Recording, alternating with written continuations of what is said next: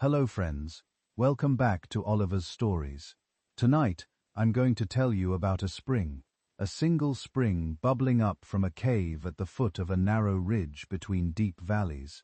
I'm going to tell you about the people who lived beside that water for thousands of years, long before anyone called the place Jerusalem. And I'm going to tell you how a small hillside settlement became the center of a kingdom, and how that kingdom eventually faded into legend, leaving behind nothing but stones and silence and questions we are still asking. So before you settle in, if you genuinely enjoy what I do here, I would be grateful if you would like this video and subscribe. It helps more than you know. The first clear signs of human life on this ridge appear during the late Chalcolithic period and the early Bronze Age, roughly 3500 BCE or even a little earlier. Small groups of people made their homes on the southeastern hill, the one later known as the City of David. They built simple houses from stone and mud brick, and they depended on the Gihon Spring for water. The spring flowed steadily from a cave, giving them a reliable supply even when the rains failed everywhere else. Archaeologists have found pieces of pottery, stone tools, and the remains of early walls that once protected the settlement from the slopes below. Life moved at the pace of the seasons. Families grew barley and wheat on small terraced plots, kept goats and sheep, and gathered whatever wild plants the hills offered. Trade was modest, perhaps some copper items or shells from distant shores, but the community stayed small. The name that appears in the earliest records is something like Jerusalem, a Western Semitic word that probably meant foundation of Shalem, referring to a local god. Egyptian texts from around 1900 to 1800 BCE mention the city and its rulers. Letters from the 14th century BCE, found at Tel Amarna, show a local king named Abdi Keba complaining about threats from wandering groups called the Hapiru. By the time the Israelites began to settle in the region, the city was held by a people known as the Jebusites. It sat on the border between the tribes of Benjamin and Judah, a natural stronghold because of its steep valleys on three sides. The Jebusites had improved the defenses with a massive wall above the Gihon Spring and a system of tunnels and shafts that let them draw water safely, even during a siege. For a long while, the city remained independent, a small Canaanite stronghold that watched the surrounding countryside. Then, around 1000 BCE, a new chapter opened. A leader named David, who had once been a shepherd and later a warrior in the service of the Israelite king Saul, turned his attention to this place. After Saul's death and years of conflict, David became king over the southern tribe of Judah and then over the northern tribes as well. He needed a capital that belonged to neither group completely, a neutral site that could unite the people. Jerusalem, still in Jebusite hands, fit that need perfectly. According to the accounts that have come down to us, David's men found a way into the city through the water system. The Jebusites had boasted that even the blind and the lame could defend the place, but David's forces took it. Once in control, he made Jerusalem the capital of the United Kingdom of Israel and Judah. He brought the sacred Ark of the Covenant there, giving the city both political and religious importance. David repaired the walls, built a palace, and began to organize the administration of his realm from this central hilltop. The population grew. Families from different tribes moved in, and the city slowly spread across the ridge. Craftsmen worked stone and metal, farmers brought produce to market, and officials kept records of taxes and labor. David ruled for about 40 years, and toward the end of his life, he made plans for a temple to house the ark permanently. He bought a threshing floor on the higher ground to the north from a man named Araunah, the Jebusite, but he left the actual building to his son. When David died, his son Solomon inherited a kingdom that stretched from the Euphrates River in the north to the border of Egypt in the south. Solomon brought a long period of peace and trade. He strengthened ties with neighboring rulers, most famously with the Queen of Sheba, who traveled to Jerusalem with camels loaded with spices, gold, and precious stones. In return, Solomon sent cedar wood from Lebanon and other goods. The city benefited from this commerce. New buildings rose, and the royal court grew more elaborate. Solomon's greatest project was the temple on the hill that David had chosen. Construction took 7 years and involved thousands of workers. Stone was quarried nearby, timber was floated down from the north, and skilled craftsmen from Tyre helped with the bronze work and fine details. When it was finished, the temple stood as a rectangular structure with an inner sanctuary, the Holy of Holies, where the Ark was placed. Outside were courtyards, altars, and storerooms. The dedication ceremony drew crowds from across the kingdom. For the first time, the people had a fixed central place for their worship. Beside the temple, Solomon built his own palace and administrative buildings. The city now covered more ground, and its walls enclosed a larger area. Life inside those walls followed a steady rhythm. Farmers left early for their fields. Merchants set up stalls in open spaces. Priests carried out daily rituals at the temple. Water still came mainly from the Gihon Spring, carried up through channels and stored in systems. Solomon's reign brought prosperity, but it also required heavy taxes and forced labor. When he died around 930 BCE, the northern tribes refused to accept his son Rehoboam as king. The United Kingdom split.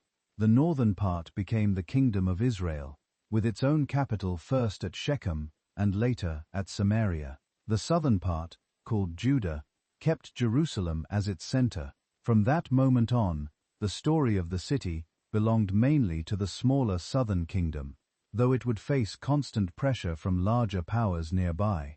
For the next 2 centuries, Judah's kings ruled from Jerusalem.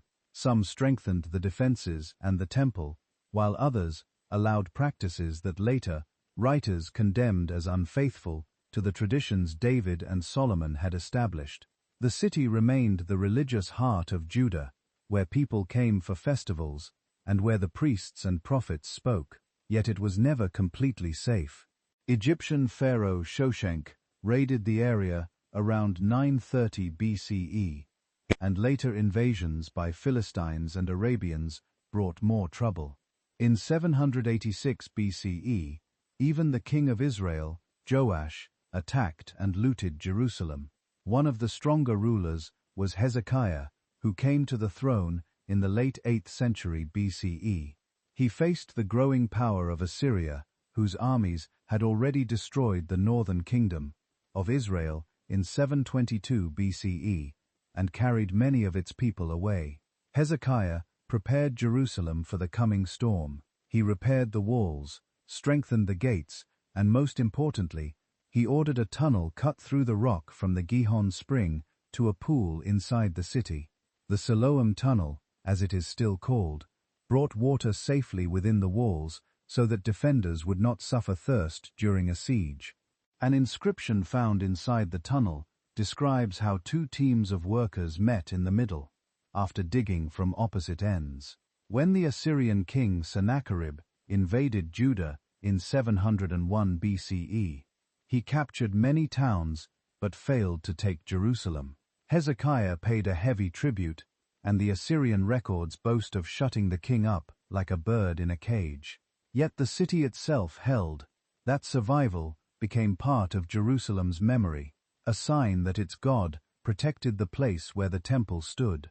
Assyrian power eventually weakened, and a new empire rose in the east, Babylon. In 612 BCE, the Babylonians destroyed the Assyrian capital Nineveh. A few years later, they turned their attention to Judah. King Jehoiakim of Judah rebelled, and in 597 BCE, the Babylonian king Nebuchadnezzar II captured Jerusalem. He took treasures from the temple and carried off the young king Jehoiakim, along with thousands of leading citizens. A decade later, in 587 or 586 BCE, the final blow fell. After another rebellion, Nebuchadnezzar's army surrounded the city again. The siege lasted many months. Food ran out, disease spread, the walls were finally breached, the temple was burned, the palace destroyed, and the city left in ruins. Many of the remaining people of Judah were marched off to Babylon, beginning what became known as the Exile. A small number stayed behind, trying to farm the damaged land, but Jerusalem was no longer a functioning capital. The ridge that had seen early Bronze Age settlers, Jebusite defenders, David's conquest, Solomon's temple, and Hezekiah's tunnel now stood largely empty. Its stones were blackened, and its houses collapsed. Yet the memory of the city and its temple did not disappear. In the villages of exile by the rivers of Babylon, people remembered Jerusalem and hoped one day to return. After the long centuries when the ridge served as a modest Canaanite stronghold, a decisive change arrived with the rise of David. The shepherd who had become a successful military leader and then king over the tribe of Judah, now looked for a capital that could bind the northern and southern tribes together without favoring either. Jerusalem, still held by the Jebusites and sitting on the border, offered exactly that position. David gathered his experienced fighters and approached the city. The Jebusites felt secure behind their walls and steep valleys, even taunting that the blind and the lame could hold the place against him. David's men discovered the water shaft that rose from the Gihon Spring inside the fortifications. Using that hidden route, they entered the city and took control. Once inside, David made Jerusalem his capital and renamed the stronghold the City of David. He repaired the existing walls and began to organize the government of the newly united kingdom from this central location. One of his first important acts was to bring the Ark of the Covenant to the city. The Ark, a wooden chest covered with gold that held the tablets of the law, had traveled with the Israelites for generations. David arranged for it to be carried in a procession with music and celebration. When the bearers stumbled and a man named Uzzah reached out to steady it, he was struck down, according to the accounts. David paused the procession, left the ark at the house of a man named Obed-Edom for 3 months, and only then completed the journey. The ark's arrival gave Jerusalem a new religious standing alongside its political role. David placed it in a tent he had prepared, planning for a permanent temple later. With the city now under his rule, David turned to building. He constructed a palace using cedarwood sent by the king of Tyre, Hiram, who became a useful ally. Craftsmen and laborers from different parts of the kingdom worked on the project. The population began to increase as families from Judah and the northern tribes moved in. Markets appeared in open areas, and officials recorded taxes in kind, grain, oil, and livestock that supported the court and the army. David also organized the military into units that could defend the borders and keep order inside the kingdom. During these years, the kingdom expanded. David's forces defeated the Philistines in several battles, pushing them back to the coastal plain. He subdued Moab, Edom, and Ammon to the east and south, and he formed alliances with the Arameans in the north. Tribute flowed into Jerusalem, along with captives and goods that enriched the city. Yet David's reign was not only about conquest. He is remembered for composing songs and prayers that later became part of the collection known as the Psalms. These reflected both victories and personal troubles, including conflicts within his own family. Toward the end of his life, David faced a rebellion led by his son Absalom, who tried to seize the throne.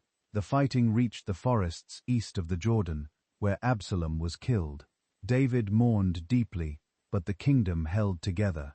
Another son, Adonijah, made a late attempt to claim power, but David's supporters quickly backed Solomon instead. On his deathbed, David instructed Solomon to complete the temple he had planned. He had already gathered materials and chosen the site on the higher ground north of the city of Kut, the place where he had bought the threshing floor years earlier.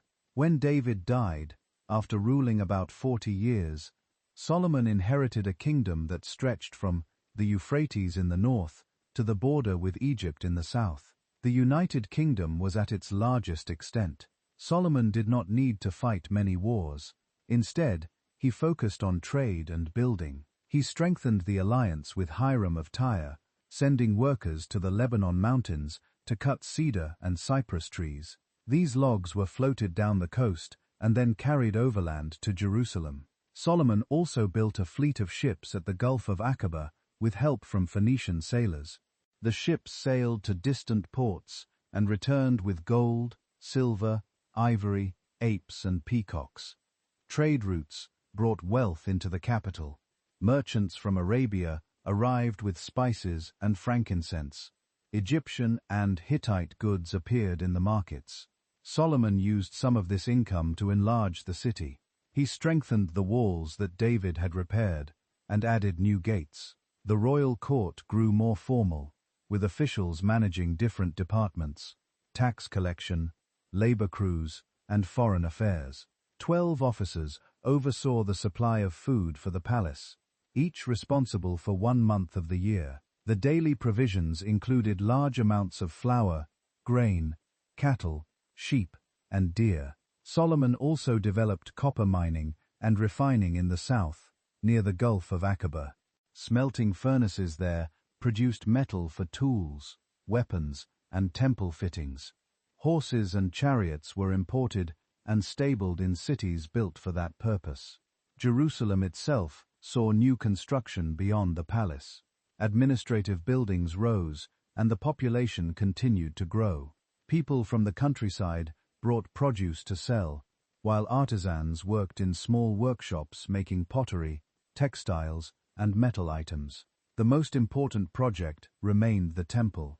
Solomon began the work in the 4th year of his reign and finished it in 7 years.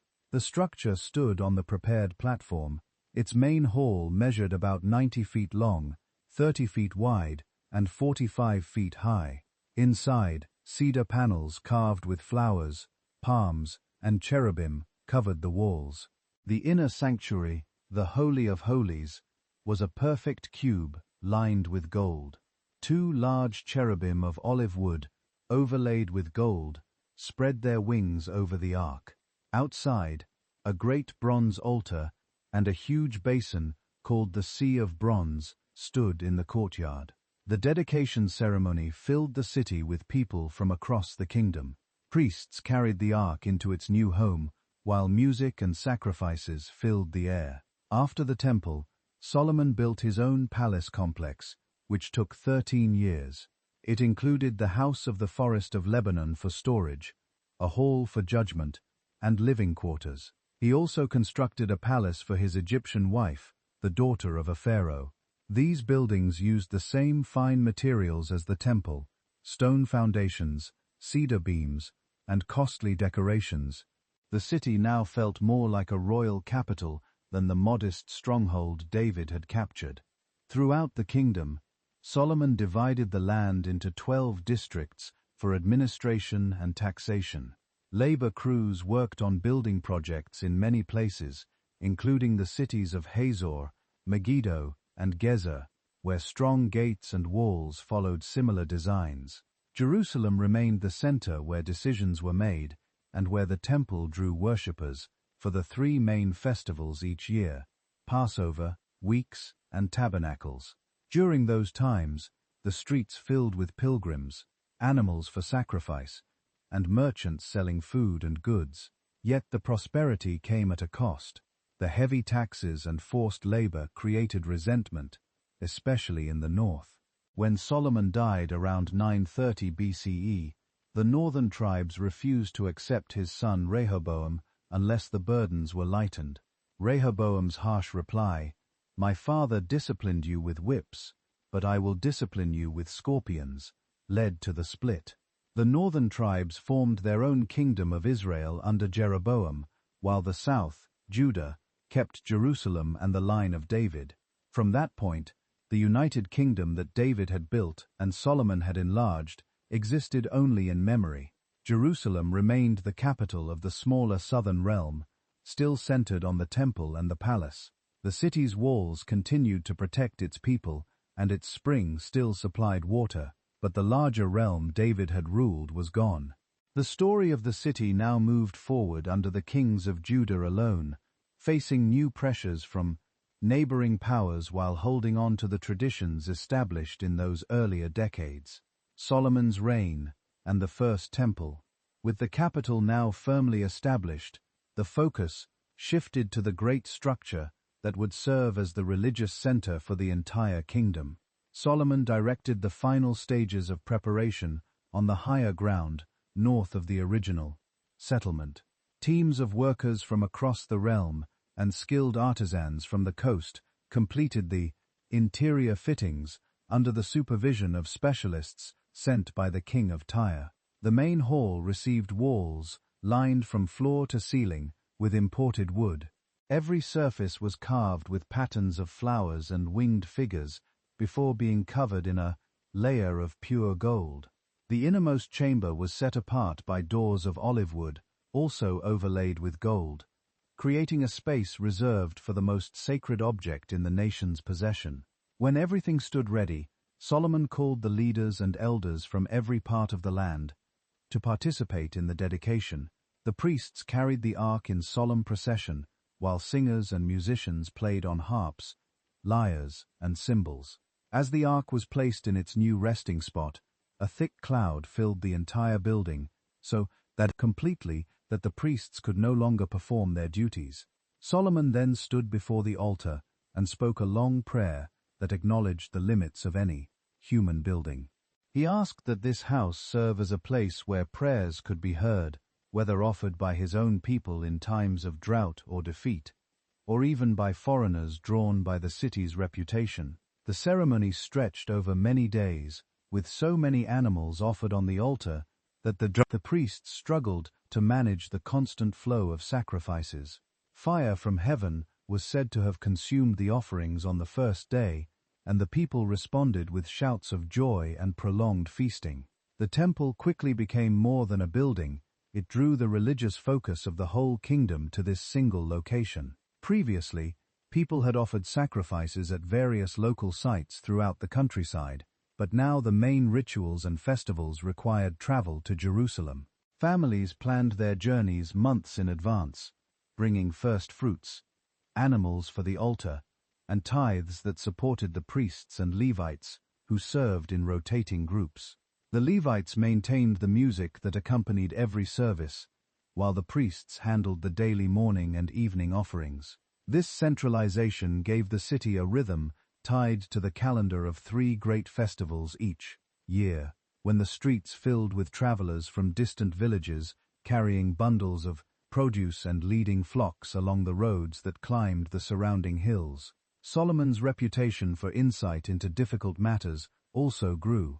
During these years, one well-remembered case involved 2 women who lived in the same house and both claimed motherhood of the same infant.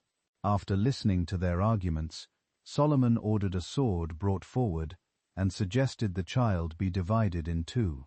The true mother immediately begged that the baby be given to the other woman rather than harmed, while the false claimant agreed to the division.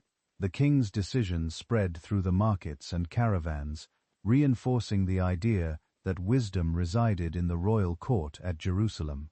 Visitors arrived regularly to test him with riddles and observe how the administration functioned. Among the most notable was the queen of a southern kingdom who traveled with a long train of camels loaded with spices, gold, and rare stones. She questioned Solomon on every subject that came to mind, and examined the order of his household, the clothing of his servants, and the way the temple rituals were conducted. Her final comment was that the reports she had heard had not told even half the story, and she left behind gifts that added further to the city's stores of wealth. Trade routes that had begun to open under David now carried goods in greater volume. Ships built with help from Phoenician sailors sailed from the head of the Gulf in the south, and returned with loads of exotic materials. Overland caravans brought frankincense and myrrh from Arabia, while merchants from the north exchanged timber and fine cloth. The income supported not only the court, but also the maintenance of the temple and the growing number of people who made their living in its service. Scribes kept careful records of incoming goods and the assignment of labor crews. 12 officers, each responsible for 1 month, ensured that the palace and temple received regular supplies of grain, oil, cattle, and other provisions. This system kept the daily operations running smoothly and gave many families a steady connection to the capital. The priests and their families formed a distinct group within the city, living in quarters near the temple and receiving portions of the offerings as their support. Artisans who worked on repairs or produced vessels for the rituals occupied workshops along the lower slopes. Farmers from the surrounding valleys brought their best produce during harvest seasons and returned home with news of what they had seen in the courts and the sanctuary. Foreigners who settled for trade or marriage added new words and customs to the streets, though the temple remained the place where the traditional practices were observed most strictly. Music and song, many of them attributed to the earlier king, filled the courtyards on festival days, creating an atmosphere of shared purpose even among people who had come from different regions. Solomon also strengthened ties with neighboring rulers through marriage alliances. The daughter of an Egyptian pharaoh received her own residence, and other unions brought women from Moab, Ammon, and farther afield. These connections helped keep the borders peaceful and opened additional avenues for commerce. Yet they also introduced a wider variety of influences into the royal household. Some of the new arrivals maintained their own customs, and over time, small shrines appeared in private quarters, though the public worship continued to center on the temple. The king himself is remembered for collecting sayings and proverbs that offered practical guidance on daily conduct, many of which later circulated widely and shaped how people thought about justice, work, and family life.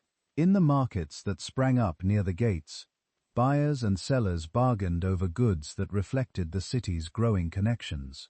Pottery from coastal workshops, metal tools forged in southern foundries, and woven fabrics dyed in bright colors from northern traders filled the stalls.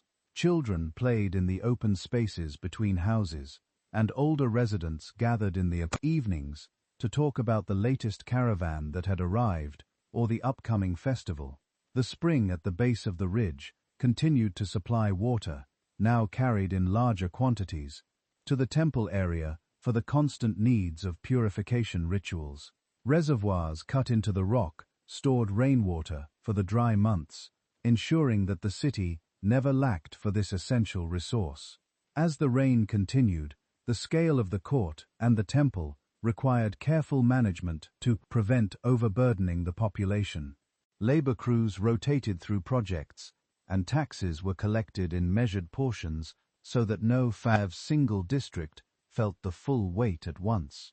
The city's growth could be seen in the way new houses filled the spaces between the original walls and the temple platform. Pilgrims who returned home after a festival often spoke of the sense of unity they felt when standing in the courtyard and hearing the same songs sung by thousands of voices. The temple had become the heart of a shared identity, a place where the history of the people was remembered and their hopes for the future were expressed through prayer and sacrifice. Yet even in this time of achievement, the responsibilities of ruling a large territory demanded constant attention.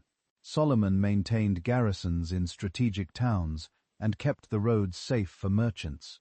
His fleet and the overland routes brought steady revenue, but the need to support such activity meant that every part of the kingdom contributed. The priests developed detailed schedules for their service, ensuring that the rituals never ceased. Levites trained younger members in the musical tradition so that each generation could continue the work. Scholars and scribes copied records of laws and teachings, preserving the knowledge that guided both temple practice and everyday decisions. The atmosphere in Jerusalem during these decades reflected a balance between the grandeur of the royal projects and the ordinary routines of its inhabitants. Families rose early to tend gardens or workshops, then paused for the temple's morning offerings when the smoke from the altar rose visibly above the ridge. Merchants closed their stalls at dusk while the evening sacrifice was offered, and the sound of trumpets carried across the valleys. It was said that silver became so plentiful in the city that it was regarded as no more valuable than ordinary stones, and cedar wood appeared in such quantity that it rivaled the common sycamores of the lowlands, a quiet reminder of how far the reach of trade had extended under this ruler. The temple stood as the visible sign of the kingdom's unity, and the place where its religious life found its clearest expression. People from every tribe felt they had a share in it, and the annual gatherings reinforced that connection. Solomon's careful organization of the priesthood and the support system for the Levites ensured that the services remained orderly and continuous. The dedication and the years that followed marked a high point in the city's early story, when the hilltop sanctuary drew the attention of the known world and gave the inhabitants a common focus that shaped their daily patterns and their sense of belonging. After Solomon's death around 930 BCE, the fragile unity that had held the tribes together quickly unraveled. His son Rehoboam traveled north to Shechem, where representatives from the northern tribes gathered to confirm him as king. They asked for relief from the heavy taxes and labor demands that had supported the large building projects and court in Jerusalem.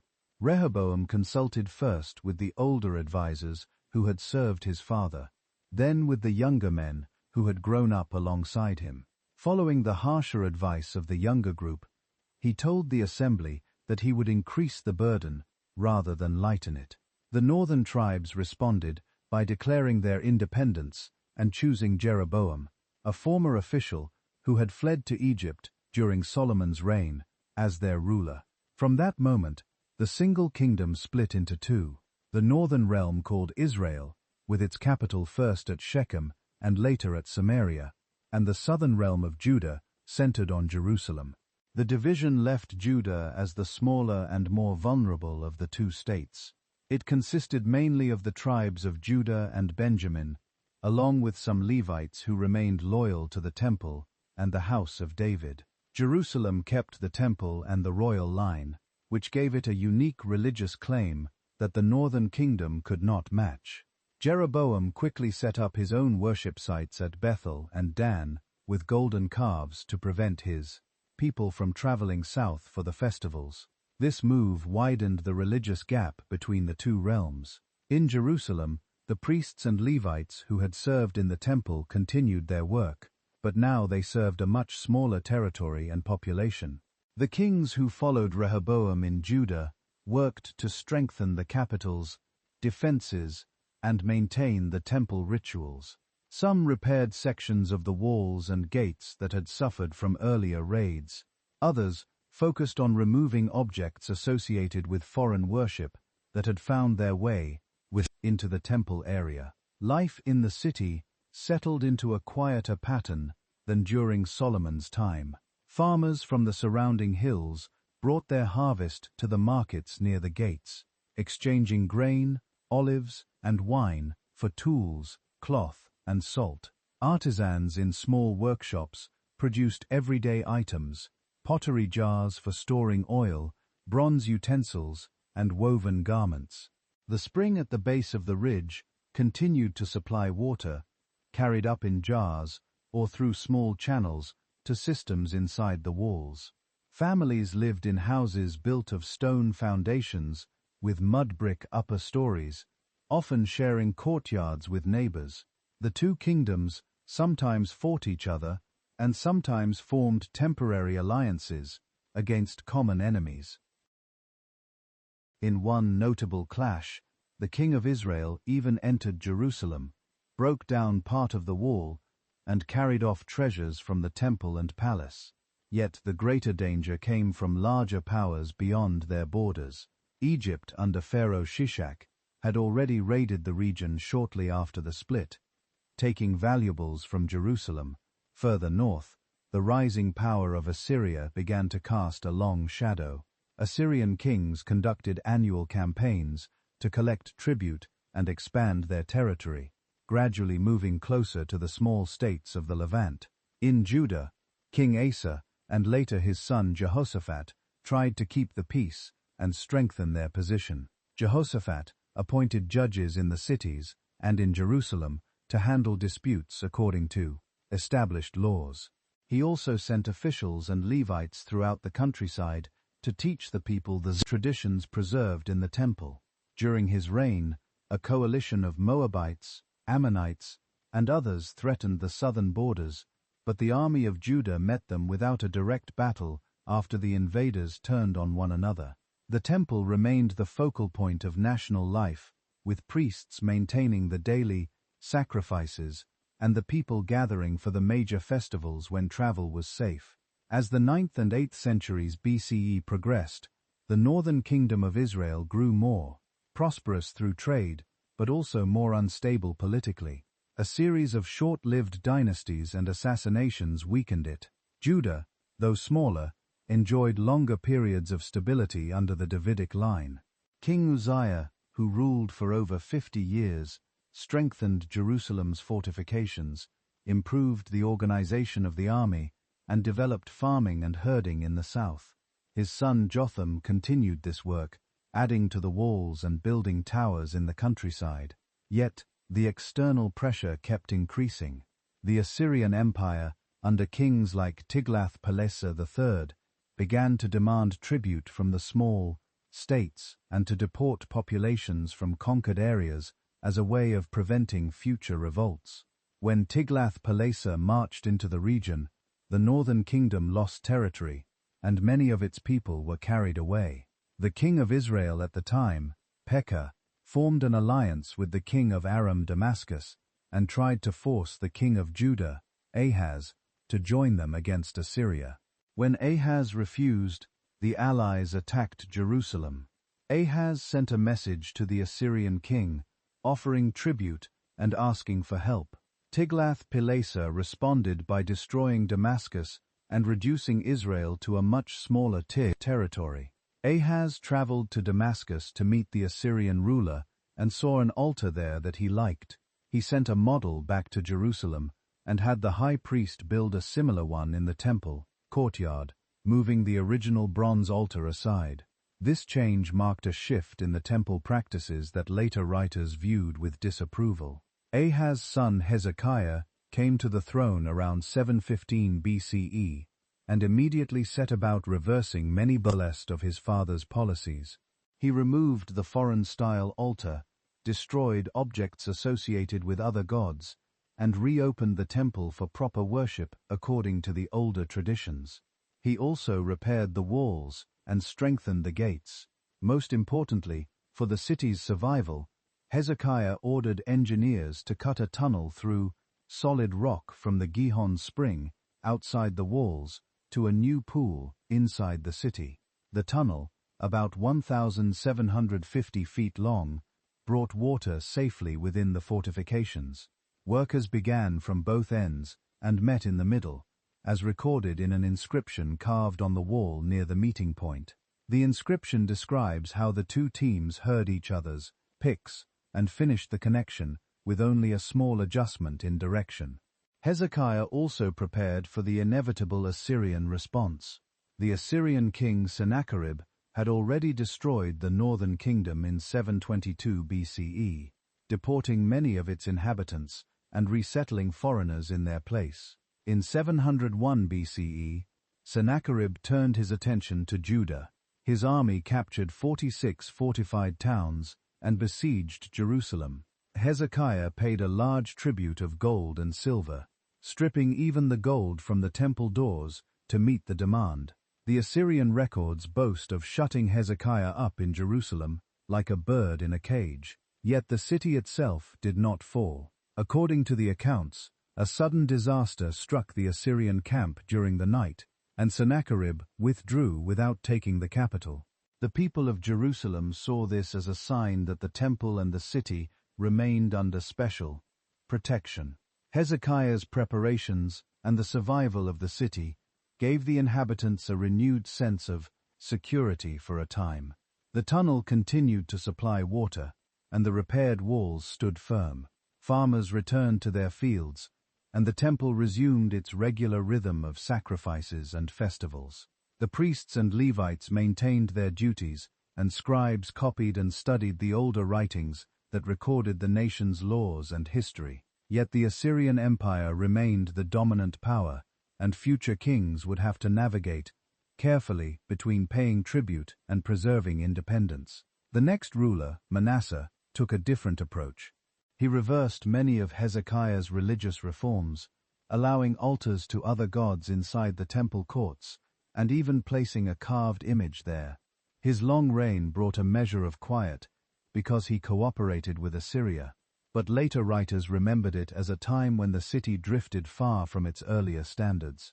Manasseh's grandson Josiah came to the throne as a boy, and when he reached adulthood, he began a thorough reform. Workers repairing the temple discovered a scroll containing the Book of the Law. When it was read to the king, he tore his clothes in distress and ordered a nationwide effort to remove all foreign worship sites and to centralize sacrifices once again in Jerusalem. Josiah gathered the people in the temple courtyard and read the scroll aloud. He renewed the covenant and led the nation in a great Passover celebration that had not been observed in the same way for many generations. The festival drew large crowds to the city, filling the streets and the temple area with families sharing meals of roasted lamb and unleavened bread. For a few years, Jerusalem experienced a revival of the older practices. Josiah also extended his control northward into former Israelite territory, removing altars and bringing some of the northern priests to the capital. Yet this period of reform ended abruptly when Josiah marched out to meet the Egyptian army at Megiddo and was killed in battle. His death, in 609 BCE, left Judah without a strong leader at a dangerous moment. The Babylonian Empire was now rising in the east after destroying the Assyrian capital Nineveh. In 612 BCE, Judah found itself caught between Egypt and Babylon. The next kings tried to play one power against the other, but the policy brought disaster.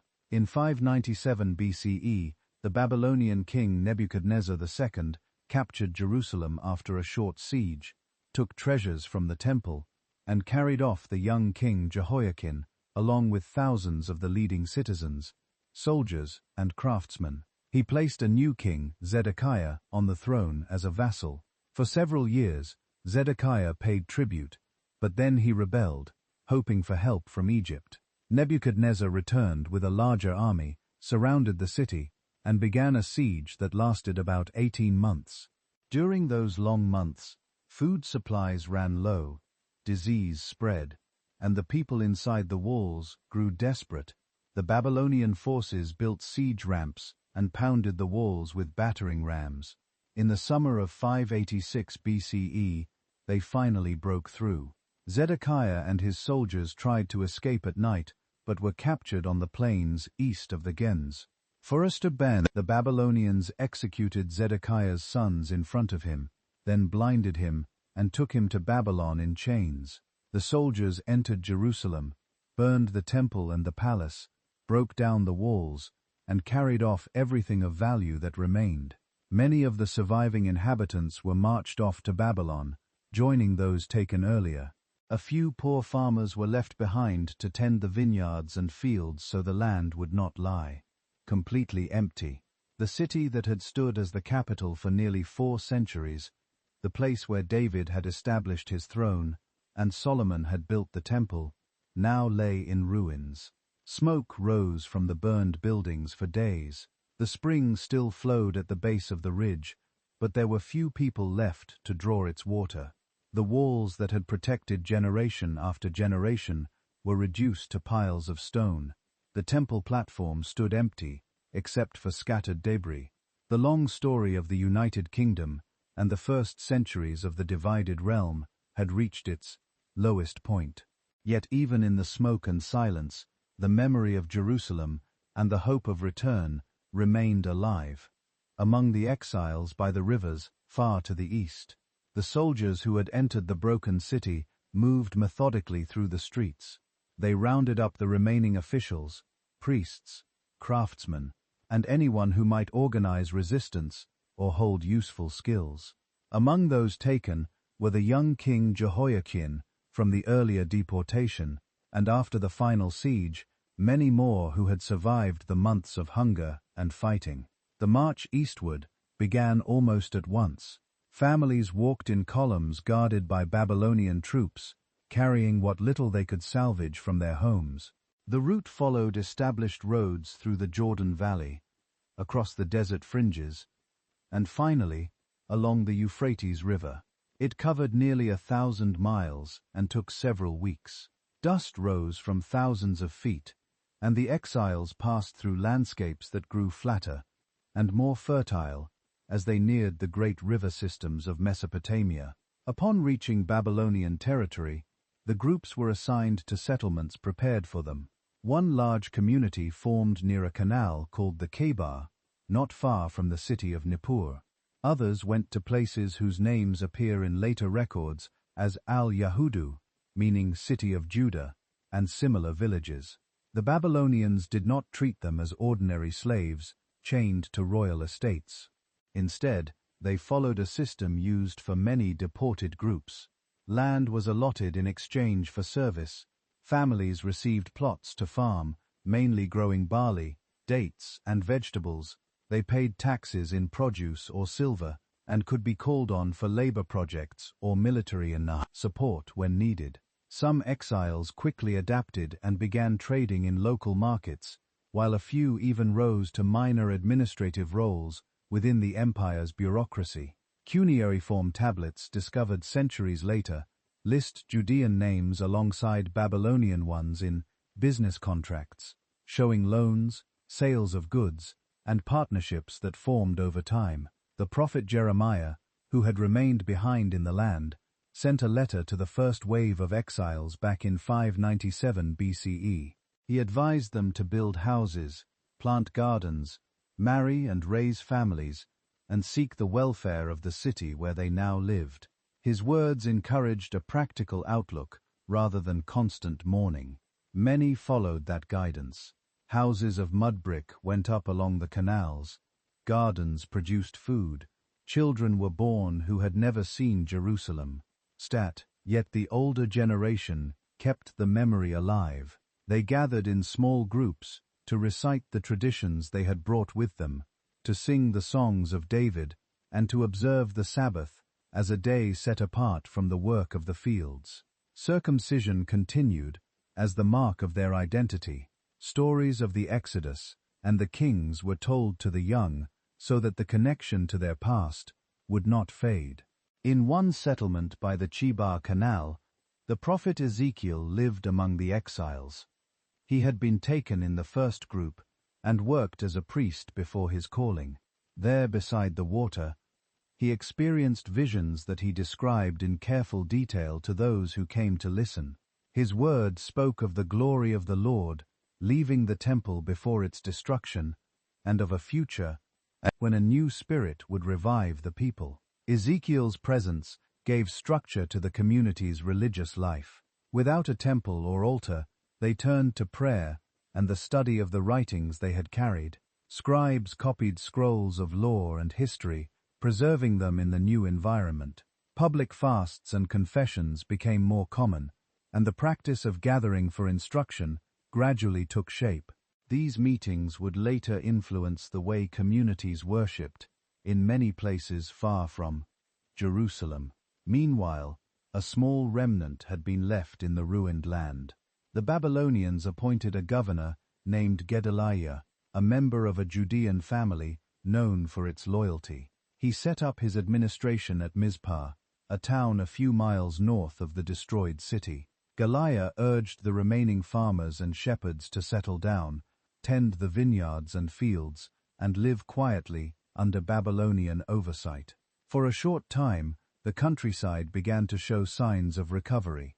Olive trees were pruned, grain was sown, and life resumed a modest rhythm. Yet resentment simmered among some who had escaped the deportations. A man named Ishmael, from a royal family, plotted against the governor. He struck at Mizpah during a feast, killed Galilei and the Babylonian officials with him, and fled toward Egypt with a group of followers. The survivors, fearing Babylonian retaliation, decided to leave the land altogether. They made their way south to Egypt, taking the elderly prophet Jeremiah with them against his advice. That small band settled in places like Tarpan and Memphis, where they continued their customs, but remained a separate group. Back in Babylonia, the larger exile communities grew more established. The exiles were scattered in villages along the canals, but they stayed in touch through messengers and shared news from home. Letters and occasional visits kept the hope of return alive. Some families prospered enough to own small herds or engage in crafts such as weaving or pottery. Babylonian records showed Judeans appearing as witnesses in contracts and even lending money at interest, a sign that they had become part of the local economy. Yet, they did not forget who they were. The rivers and canals of Babylonia reminded them constantly of the waters they had left behind. One group of musicians, asked to sing the songs of Zion for their captives, hung their harps on the willow trees and refused. The moment passed into memory as a quiet act of defiance that strengthened their sense of belonging to something larger than their present circumstances. Religious life adapted to the new setting. Without the temple, the daily sacrifices could not continue. So the focus shifted to the study of the law and to prayer. The Sabbath took on greater importance as a public marker of identity observed even by those who worked alongside Babylonian neighbors. Circumcision remained the covenant sign for every male child. Families taught their children the stories of Abraham, Moses, and David, using the scrolls that had been saved. Prophets and teachers among them emphasized that the disaster had come because of past failures to follow the covenant. Yet, they also spoke of a future restoration. This period of reflection produced a deeper sense of the universal nature of their God, who could be worshipped anywhere, not only on the hill in Jerusalem. The exile lasted for the lifetimes of many who had walked the long road from Judah. Children born in Babylonia grew up speaking Aramaic as their daily language while learning Hebrew for the sacred texts. They heard stories of the city's former glory and of the spring that once flowed at its base. Some of the exiles, especially the descendants of the priests and scribes, became the keepers of the traditions that would later help shape the community's return. The years brought a certain stability. The land for service system allowed families to plan ahead, to repair their houses, and to celebrate births and marriages with the old customs. Yet underneath the practical routines ran a current of longing. When the exiles sat by the canals in the evening, the sound of the water sometimes reminded them of the Gihon Spring they had left behind, and the distance felt both physical and emotional. By the middle of the 6th century BCE, the Babylonian Empire itself faced new pressures. Internal rebellions and the rise of Persian power to the east began to change the political landscape. The exiles heard rumors of these shifts through traders and messengers. They continued their daily work, plowing fields, mending tools, teaching their children, while quietly hoping that the promises of the prophets would one day come true. The community had not dissolved into the surrounding population. Instead, it had found ways to maintain its distinct practices and its shared memory of Jerusalem. The forced journey that began in the smoke of the burned city had led to a new chapter in which the people learned to live as a minority while preserving the core of their identity. The small number who had stayed in the land after the first deportations and then after the final destruction tried to make a life among the ruins. They harvested whatever vines and fields had survived, but the absence of so many skilled hands made the work harder. Without strong leadership after Gedaliah's death, the region became even quieter, a backwater under distant Babylonian governors. News from the exile communities filtered back occasionally, carried by brave travelers or merchants. These reports kept a thin thread of connection alive between the two groups. The exiles, for their part, sent what encouragement they could, urging those left behind to hold on. In the Babylonian settlements, the passing years brought marriages between the first generation and their children born there. The population of the Judean villages slowly increased. Some families accumulated modest wealth through careful farming and trade. Babylonian legal documents record Judeans buying and selling land, slaves, and goods within the rules of the empire. This integration was not total assimilation. It was a practical arrangement that allowed them to survive and even contribute to the economy around them. One curious detail that later tablets reveal is how some exiles ended up managing date orchards, or small businesses alongside their neighbors, turning the land allotted for service into a source of steady income. It was a far cry from the grand courts of Jerusalem, yet it showed a resilience that surprised even the Babylonians who had brought them there. As the decades passed, the exiles developed new ways to mark time and identity. They observed the festivals as best they could: Passover with whatever lamb or goat they could obtain, the Feast of Weeks with the first fruits of their gardens, and tabernacles under makeshift shelters. These observances, stripped of the temple's grandeur, became more personal and communal. The absence of a central sanctuary forced them to rely on memory and on the growing collection of writings. Scribes worked carefully to preserve and organize the laws, histories, and prophecies. This effort laid groundwork for later compilations that would help the people understand their past and their future. The story of the Babylonian conquest and exile is one of disruption, followed by quiet adaptation. The city on the ridge lay empty and broken, its temple reduced to rubble and its walls scattered stones. Yet the people carried its meaning with them across the desert and into the canals of a foreign land. They farmed, traded, raised families, and remembered. The rivers of Babylon became the backdrop for both sorrow and determination. The journey that began with the fall of the walls ended for that generation in villages where a new form of community life took shape, one that would prove strong enough to endure until the political winds shifted once again and possibility of return appeared on the horizon. Return under Persian rule, and the Second Temple news of a change in the great powers reached more settlements along the canals in Babylonia around 539 BCE. DCE, the Persian king Cyrus had defeated the Babylonian forces and entered the city of Babylon, itself without a long siege. One of his first acts, as the new ruler of the empire, was to issue a decree that allowed the peoples who had been deported by the Babylonians to return to their homelands and restore their temples.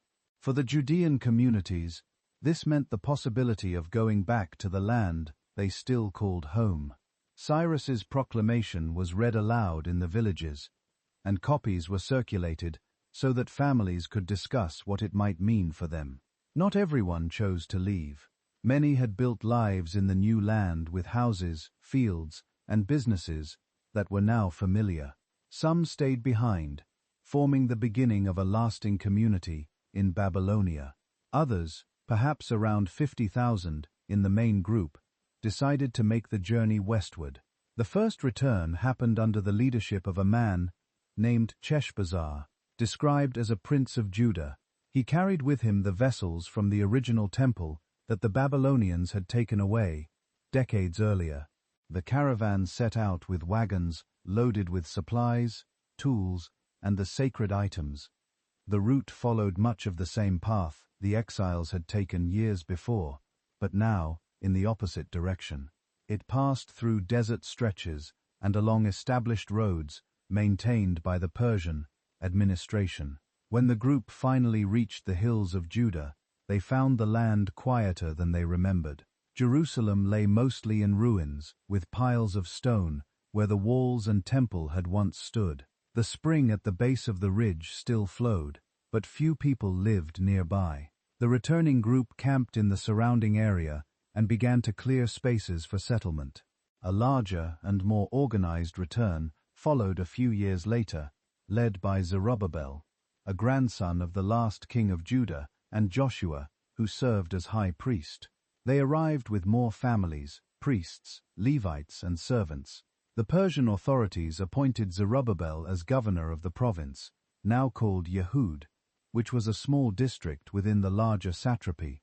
The first priority was to rebuild an altar on the old temple site so that sacrifices could begin, again according to the traditions. In the 7th month after their arrival, the people gathered at the ruined platform and set up the altar. They offered burnt offerings there, even before any walls or buildings were restored. The sound of the trumpets and the smell of the sacrifices marked the resumption of regular worship after nearly 50 years of interruption.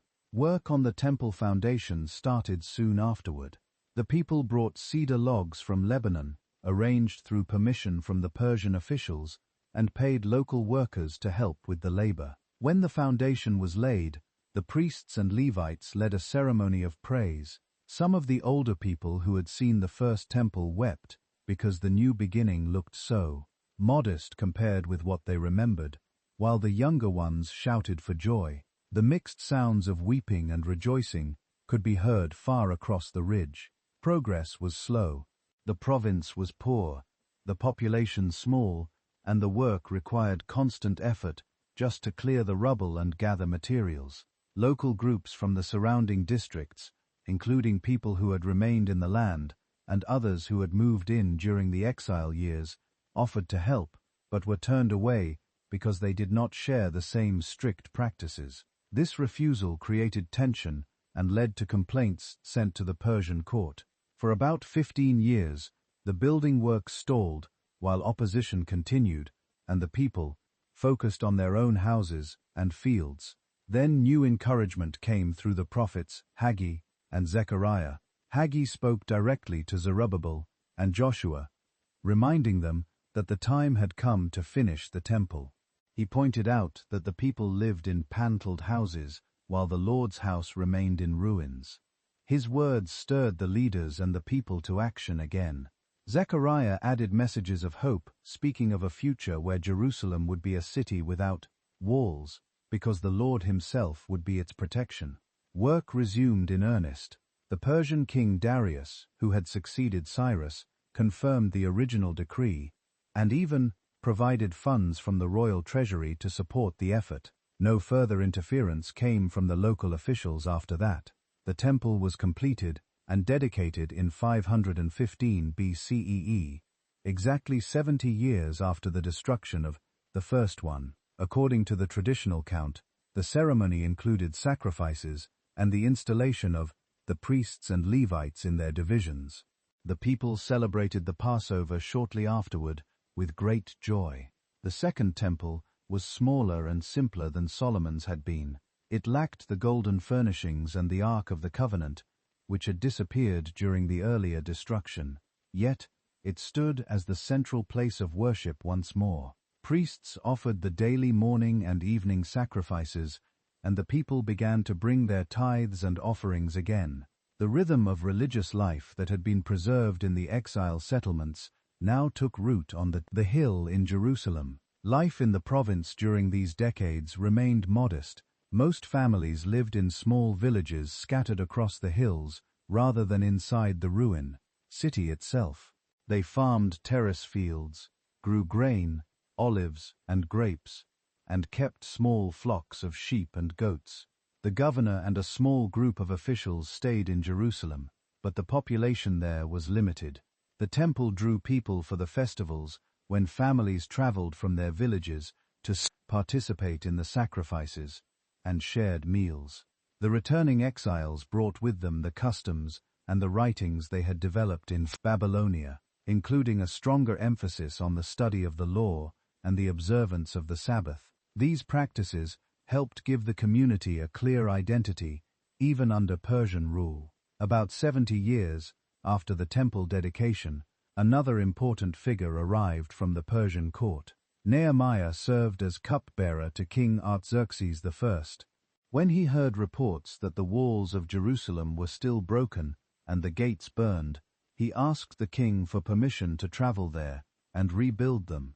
Artaxerxes granted the request, provided letters for safe passage, and appointed Nehemiah as governor. Nehemiah arrived around 444 BCE and spent the first few nights quietly inspecting the ruined walls by moonlight. He then called the leaders and the people together and told them of the king's support.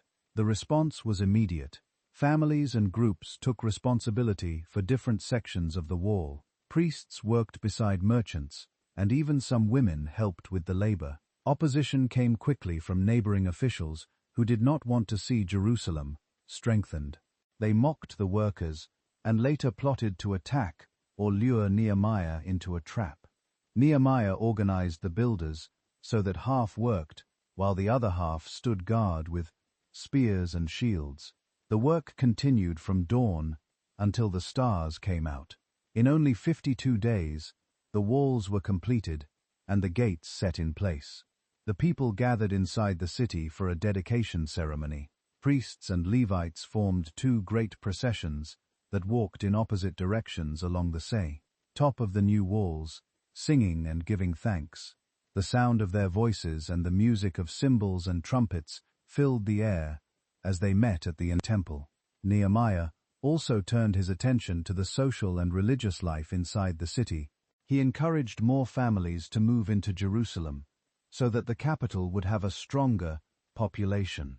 Lots were cast to decide who would relocate, and 1 in 10 were chosen. He addressed problems of debt and slavery among the poorer families by canceling debts and for returning land that had been pledged. On a public occasion, he had the Book of the Law read aloud from a wooden platform in the square before the Watergate. The scribe Ezra stood beside him and explained the meaning of what was read. The people listened for hours, then wept as they understood how far their practices had drifted. They renewed their commitment to follow the law, including the proper observance of the Sabbath and the support of the temple through regular tithes. Ezra, a priest and scribe who had arrived a few years earlier with another group of exiles, continued this work of reform. He gathered the people and addressed the issue of marriages with women from neighboring peoples. Many such unions had taken place, and Ezra called for them to be dissolved to preserve the Sharia. The assembly agreed after careful discussion. These reforms, though difficult, helped shape a more unified way of life, centered on the temple and the law. The priests and Levites received their portions so they could devote themselves fully to their counties, without needing other work. The temple services became more regular, and the festivals drew larger crowds from the province and beyond. During this period, the province of Yehud remained small and peaceful under Persian oversight. The satrap in Damascus, or farther away, handled larger matters, while the local governor managed daily affairs. Taxes went to the empire, but the people were free to practice their religion and rebuild their communities. Jerusalem itself was still not large. Its new walls enclosed a smaller area than in the days of the kings, and many spaces inside remained open or used for gardens. Yet, the city had regained its role as the religious and administrative center. The spring continued to supply water, now carried up to the temple area for the rituals. Markets near the gates offered basic goods, grain, oil, wine, and simple crafts. Life moved at the pace of the agricultural seasons and the temple calendar. One practical detail from those years gives a glimpse into daily routines. In the time around Nehemiah's governorship, the people who lived in and around Jerusalem followed patterns that had become settled after the return. The governor and his officials formed the small upper group, handling Persian correspondence and local justice. Priests and Levites, supported by tithes, focused on the temple and teaching. Most families belonged to the farming class, working the terrace hillsides from early morning until dusk. Men and women wore simple tunics of wool or linen, often with a cloak for cooler evenings, and sandals made of leather. Food consisted mainly of barley or wheat bread, lentils, onions, olives, cheese from goat's milk, and occasional meat or fish when available. On festival days, richer dishes appeared, including roasted lamb and sweetened cakes. Houses were modest, built of local stone with flat roofs, where families could sit in the evening. These patterns reflected a community that had learned to live simply after the losses of exile and the hard work of rebuilding. The decades under Persian rule brought a quiet stability to the ridge that had seen so much destruction. The Second Temple stood as the visible sign of continuity with the past, while the new walls gave a sense of security. The people who had returned, and those who joined them later, developed ways of worship and community life that no longer depended on a powerful king or a large army. Instead, they relied on the law, the priesthood, and shared memory. Jerusalem had become the center of a smaller but more focused province, where the routines of sacrifice, teaching, and seasonal work shaped the days. The long journey from the canals of Babylonia had led to this restored but modest city, where the next chapters of its story would unfold under changing rulers from distant capitals, Hellenistic influence, and the Maccabean Revolt. The Persian period drew to a close in 332 BCE, when Alexander the Great marched through the region after defeating the Persian army at Issus. Judea offered no serious resistance. Alexander's forces passed by the city on their way to Egypt, and the high priest and elders met him outside the walls to confirm the existing arrangements.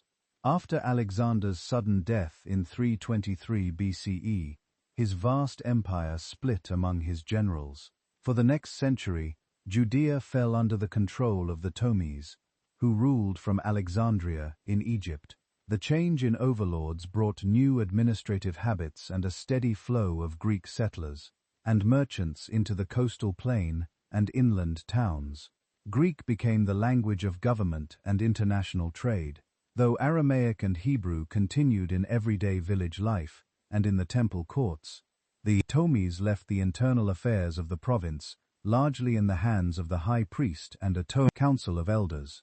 Taxes were collected efficiently, and the temple received a regular subsidy from the royal treasury. Families in the villages continued their seasonal work, while Jerusalem slowly grew as a center, where priests, scribes, and traders gathered.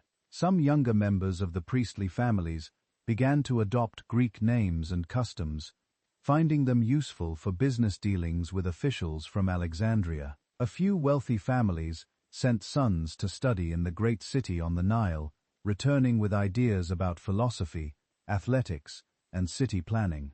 These influences remained limited at first, but they planted seeds that would later cause friction.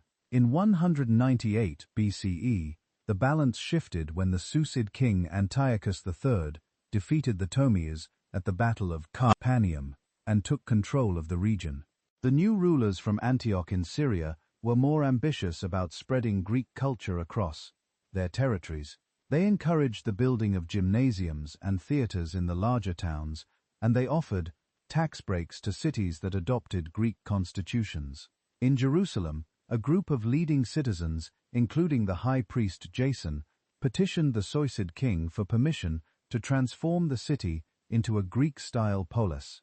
They received approval and quickly set about constructing a gymnasium near the Temple Mount. Young men from the better families exercised there, wearing the short Greek tunic and practicing wrestling and discus throwing. Some even underwent a surgical procedure to reverse the mark of circumcision so they could participate without embarrassment. The high priest Jason himself sent a delegation to the games at Tyre, carrying money for sacrifices to the Greek god Heracles. Though the delegates quietly redirected the funds to more acceptable causes, not everyone welcomed these changes. Many in the countryside and among the older priests saw the gymnasium and the new fashions as a threat to the traditions preserved since the return from exile. The temple services continued as before, but the presence of Greek officials at festivals and the use of Greek names in official documents created a growing divide. A rival high priest named Menelaus, from a different priestly line, outbid Jason for the office and promised even greater loyalty to Seleucid policies. The resulting power struggle inside Jerusalem turned violent. Antiochus IV Epiphanes, who had come to the throne in 1705 BCE, intervened personally. He viewed the unrest as a sign of disloyalty at a time when he needed money and stability for his wars against Egypt and the rising power of Rome. In 169 BCE, Antiochus returned from a campaign in Egypt and entered Jerusalem with his troops. He stripped the temple of its golden vessels and treasures to pay his soldiers. 2 years later, after rumors of his death sparked a revolt in the city, he sent a general with orders to impose strict control. The Seleucid forces attacked on the Sabbath when many defenders refused to fight and established a citadel inside the city called the Acra. Soldiers were stationed there permanently, and foreign settlers moved in. Then in December 127 B.C., Antiochus issued decrees that banned the practice of Jewish law. Circumcision was forbidden. Copies of the sacred writings were to be burned, and the temple was to be dedicated to the Greek god Zeus Olympio. An altar was built on the old sacrifice platform, and on the 25th of Kislev, a pig was offered there, the ultimate insult to those who kept the dietary laws. The event became known among the people as the Abomination of Desolation, a phrase that captured both the horror and the deliberate insult of the act. The enforcement of these orders reached even the smaller villages in the town of Modi, about 1512, northwest of Jerusalem. A Greek official arrived to supervise a sacrifice on a new pagan altar. An elderly priest named Mattathias refused to comply. When another Jew stepped forward to perform the act in his place, Mattathias killed both the man and the official, then fled to the hills with his 5 sons. That single refusal in a dusty marketplace became the spark for open revolt. Mattathias and his followers, soon joined by others who shared their determination, began a campaign of guerrilla warfare. They attacked pagan altars in neighboring villages, circumcised boys by force when necessary, and destroyed symbols of Greek worship. Mattathias died within a year, but his 3rd son Judas took command. Judas earned the nickname Maccabeus, meaning the hammer, for the swift and decisive blows his small bands delivered against larger Seleucid detachments. The fighting was uneven at first. The rebels operated from caves and mountain passes, striking at night and melting away before reinforcements arrived. They avoided pitch battles until their numbers and experience grew. In 165 BCE, Judas led a force against a much larger Seleucid army at Emmaus. He divided his men into 4 groups, attacked from different directions at dawn, and routed the enemy before it could form ranks.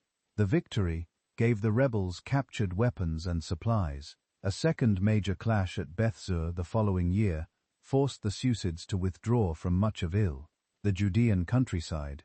By late 14 BCE, Judas and his men were able to approach Jerusalem itself. The Acra citadel remained in enemy hands, but the temple area had been abandoned. The rebels entered the courts, tore down the desecrated altar, built a new one of unhewn stone, and relit the menorah with ritually pure oil. The 8-day dedication ceremony that followed became the origin of the festival of Hanukkah, observed each year afterward with lights and simple meals. The war did not end with the temple's recovery. The Seleucids, distracted by internal dynastic quarrels and wars on other fronts, sent several more expeditions. Judas met them with a mixture of diplomacy and force. He formed a cautious alliance with Rome, sending envoys who explained the Jewish cause and received a friendly but non-binding reply. In 160 BCE, Judas fell in battle at Elassa against a superior force led by the general Bites, His brother Jonathan assumed leadership. Jonathan proved an able diplomat as well as a soldier. He played the competing claimants to the Seleucid throne against one another, switching sides at the right moment and eventually receiving official recognition as high priest and governor of Judea. Under Jonathan, the territory expanded slightly and the army became more professional. Yet the Acre citadel still stood inside Jerusalem, a constant reminder that full independence had not yet arrived. Jonathan's brother Simon succeeded him in 143 BCE. After Jonathan was captured and executed in a Seleucid trap, Simon moved more cautiously, but with greater success. He besieged the Acre and starved its garrison into surrender. In 141 BCE, the last Seleucid soldiers marched out and the walls of the citadel were torn down. For the first time since the Babylonian conquest, more than 4 centuries earlier, Judea was free of foreign troops and could mint its own coins. Simon was confirmed as high priest, military commander, and leader of the people by a great assembly held in Jerusalem. The decree granting him these titles was inscribed on bronze tablets and displayed publicly. The brief period of Hasmonean independence had begun. The years of fighting had reshaped the community.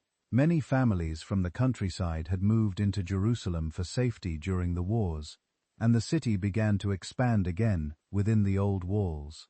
The temple resumed its full schedule of sacrifices, festivals, and offerings. Priests and Levites returned to their rotations, and scribes copied fresh scrolls to replace those destroyed in the persecution. The rebels had attracted support from groups who valued strict observance of the law, including early members of what would later become the Pharisees and the Essenes. At the same time, some of the Hellenizing families who had supported the Seleucids lost their influence or left the region. The victories also brought a new confidence to the people. They had seen that determined resistance against a larger empire could succeed when combined with knowledge of the terrain and unity of purpose. Simon ruled until 144 BCE, when he and 2 of his sons were assassinated by his son-in-law during a banquet at the fortress of Doc. His surviving son, John Hunus, inherited a stable realm. The Hasmonean family now combined the offices of high priest and ruler, something that had not occurred under the Davidic kings. John Hyannis expanded the borders further, conquering territory in Samaria and Idumea. He destroyed the Samaritan temple on Mount Gerizim and forced the Essenes to adopt Jewish practices. These actions reflected the new emphasis on religious uniformity that had grown out of the revolt. Yet the independence was fragile. Rome watched the eastern Mediterranean with increasing interest, and the Seleucid kingdom, though weakened, still posed occasional threats. The Hasmoneans maintained a standing army and built fortresses along key routes to protect the Hymenius, leading to Jerusalem. Inside the city, life settled into a new rhythm. Markets near the gates sold goods brought by caravans from the north and south.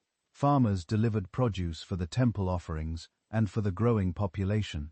The spring at the foot of the ridge supplied water as it had for centuries, now channeled to public pools and the temple courts. The gymnasium built in the earlier period fell into disuse or was repurposed, a quiet sign that the cultural pendulum had swung back toward older ways. Yet Greek remained useful for trade and diplomacy, and some families continued to use Greek names alongside their Hebrew ones. The revolt had not erased all Hellenistic influence, it had simply placed it under local control. The Maccabean struggle left a lasting mark on how the people understood their own history. They had reclaimed the temple through their own efforts, rather than waiting for a foreign king's permission. The festival of Hanukkah reminded each generation of the lights kindled in the dark days of persecution. Stories of Mattathias's stand in Modian and Judas's nighttime marches circulated among the villages, passed from parents to children around evening fires. The Hasmonean rulers, though not of the ancient Davidic line, were accepted as legitimate because they had restored the proper worship and defended the law. Their brief era of self-rule gave the city and the surrounding province a taste of autonomy that would be remembered long after larger empires returned to assert their dominance. Roman arrival and Herod's transformations. The brief period of Hasmonean self-rule ended amid growing internal divisions within the priestly family. Two rival claimants to the high priesthood, Hyrcanus II and Aristobulus II, from to the expanding Roman Republic for support. In 63 BCE, the Roman general Pompey the Great arrived with his legions and intervened in the dispute. After a 3-month siege, his troops entered Jerusalem, reportedly walking into the temple courts while the priests continued their rituals. Pompey left the high priest in place, but placed the region under Roman oversight as part of the province of Syria. The city lost its full independence, and tribute payments began flowing to Rome. For the next decades, Roman governors managed larger affairs, while the Hasmonean line retained some local authority. Civil wars in Rome brought further changes. After Pompey's defeat by Julius Caesar, the region shifted again. Then, in the power struggles that followed Caesar's death, a new figure emerged. Herod, son of an Idaean official who had served the Hasmoneans, had already proven himself as governor of Galilee by suppressing bandits and maintaining order. He cultivated ties with Roman leaders, including Mark Antony. When the Parthians invaded and installed a Hasmonean rival, Herod fled to Rome. In 40 BCE, the Roman Senate declared him king of Judea, and 3 years later, with Roman military help, he captured Jerusalem and began his effective rule. Herod married Mariamne, a granddaughter of the Hasmonean high priest, which gave him a link to the old royal line, and helped quiet some opposition among the people. Herod ruled as a client king, loyal to Rome, while exercising considerable freedom in local matters. He eliminated remaining Hasmonean threats, including executing his young brother-in-law, the high priest, and later his own wife, Mariamne, on suspicion of plotting. To secure his throne, he built a network of fortresses across the country, including Merseza by the Dead Sea and Herodium near Bethlehem. In Jerusalem itself, he strengthened the defenses and constructed a new royal palace on the western hill, protected by 3 massive towers named after his friends and himself. The Antonia fortress rose at the northwest corner of the temple platform, allowing soldiers to watch over the sacred area. These projects demonstrated both his need for security and his desire to present Jerusalem as a modern capital worthy of Roman approval.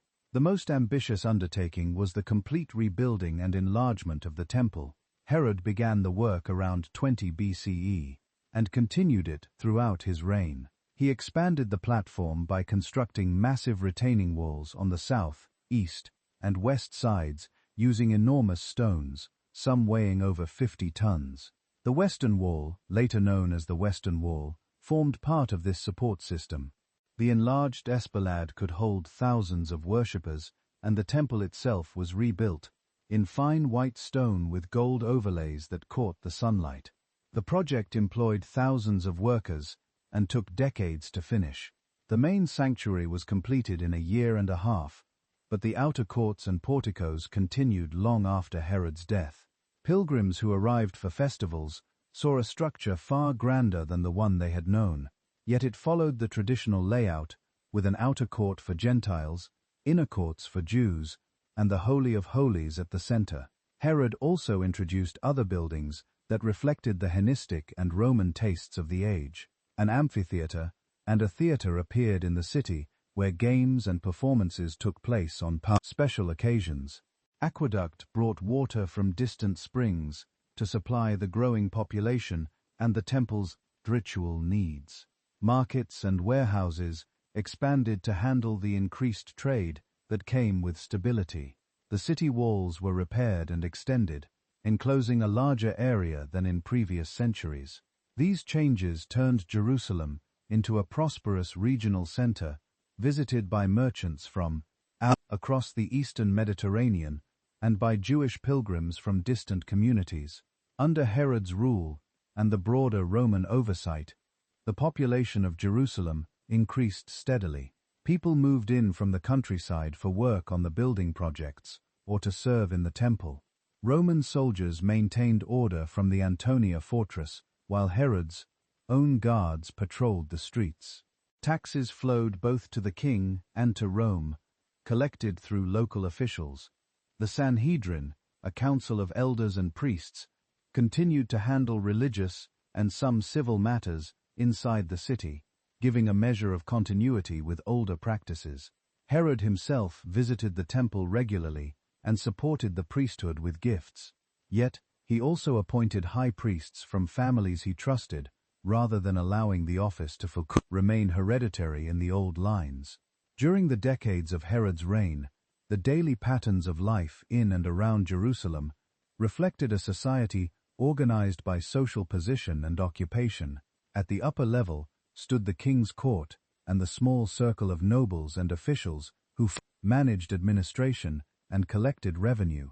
They lived in the new palace complex, wore finer versions of the common tunic made from imported linen or wool dyed in bright colors, and ate meals that included roasted meats, fresh fish from the coast, imported fruits, and wine stored in large jars.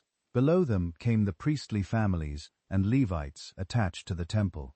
They received portions of the offerings and tithes, lived in quarters near the sacred precincts, and followed strict rules of purity. Their clothing consisted of simple white linen garments for service, with embroidered sashes for higher ranks, and their food emphasized bread, olive oil, vegetables, and occasional meat from the sacrifices.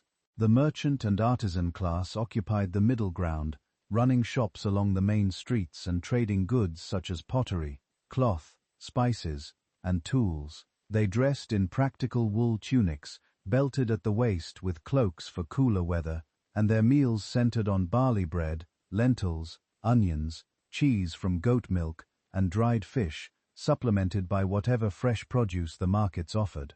At the lower end were the laborers, farmers who brought goods to the city gates, and servants who worked in households or on building sites. Their clothing was made of coarser wool or undyed linen, often patched from long use, and their daily food was simpler, still flatbread, seasonal vegetables, olives, and water or thin wine.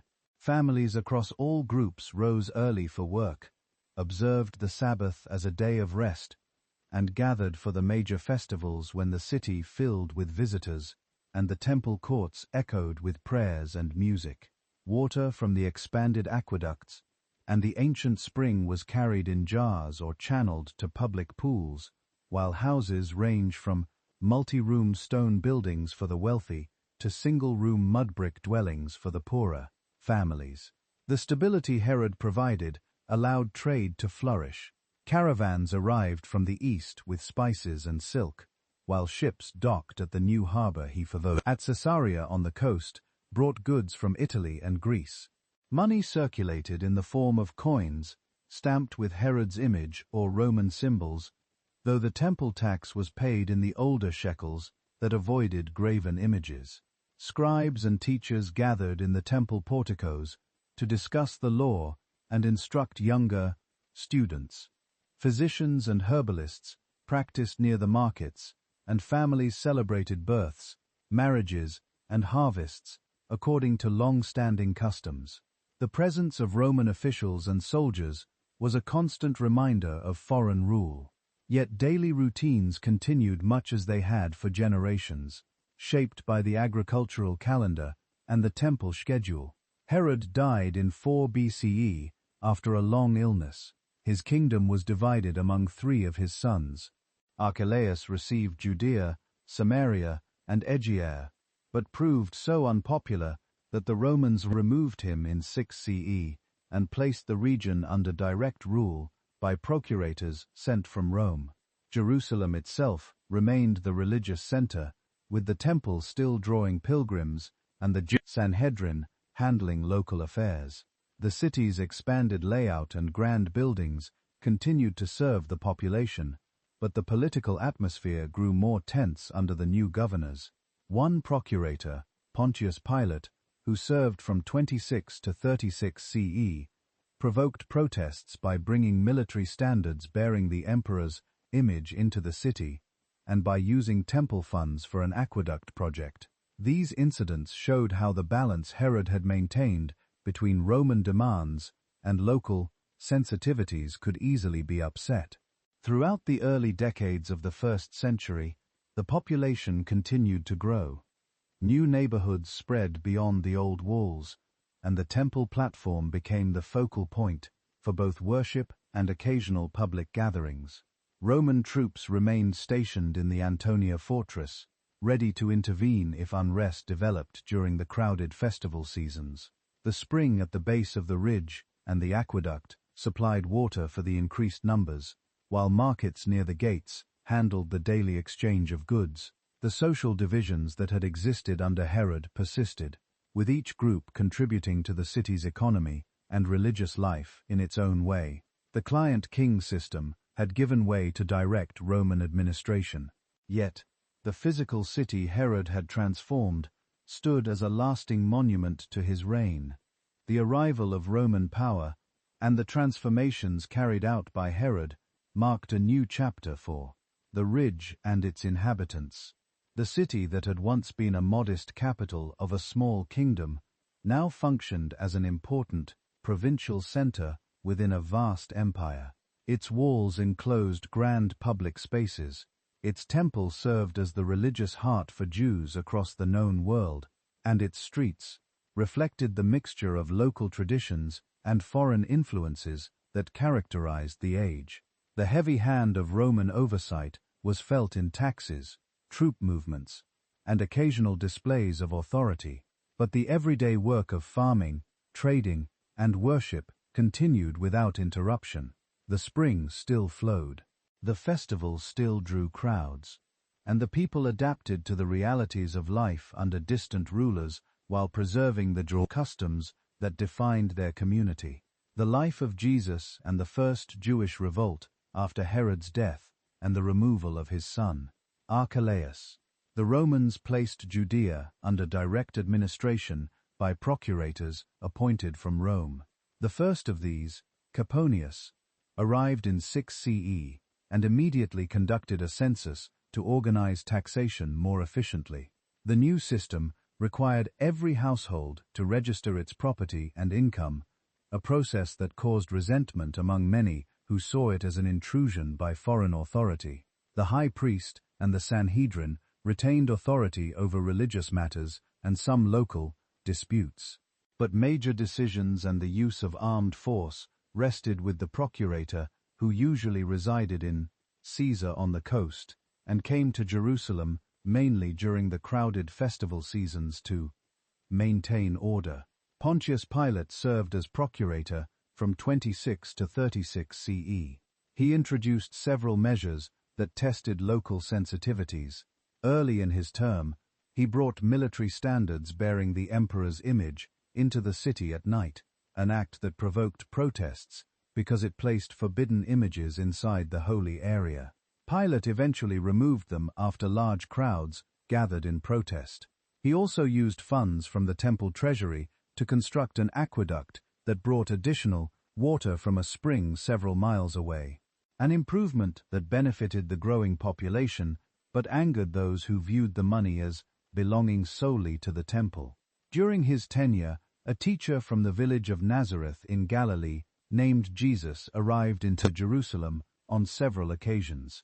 Jesus had spent most of his public activity in the northern region, speaking in synagogues and open places about the kingdom of God, offering practical guidance on daily conduct, and performing acts of healing that drew crowds from the surrounding countryside.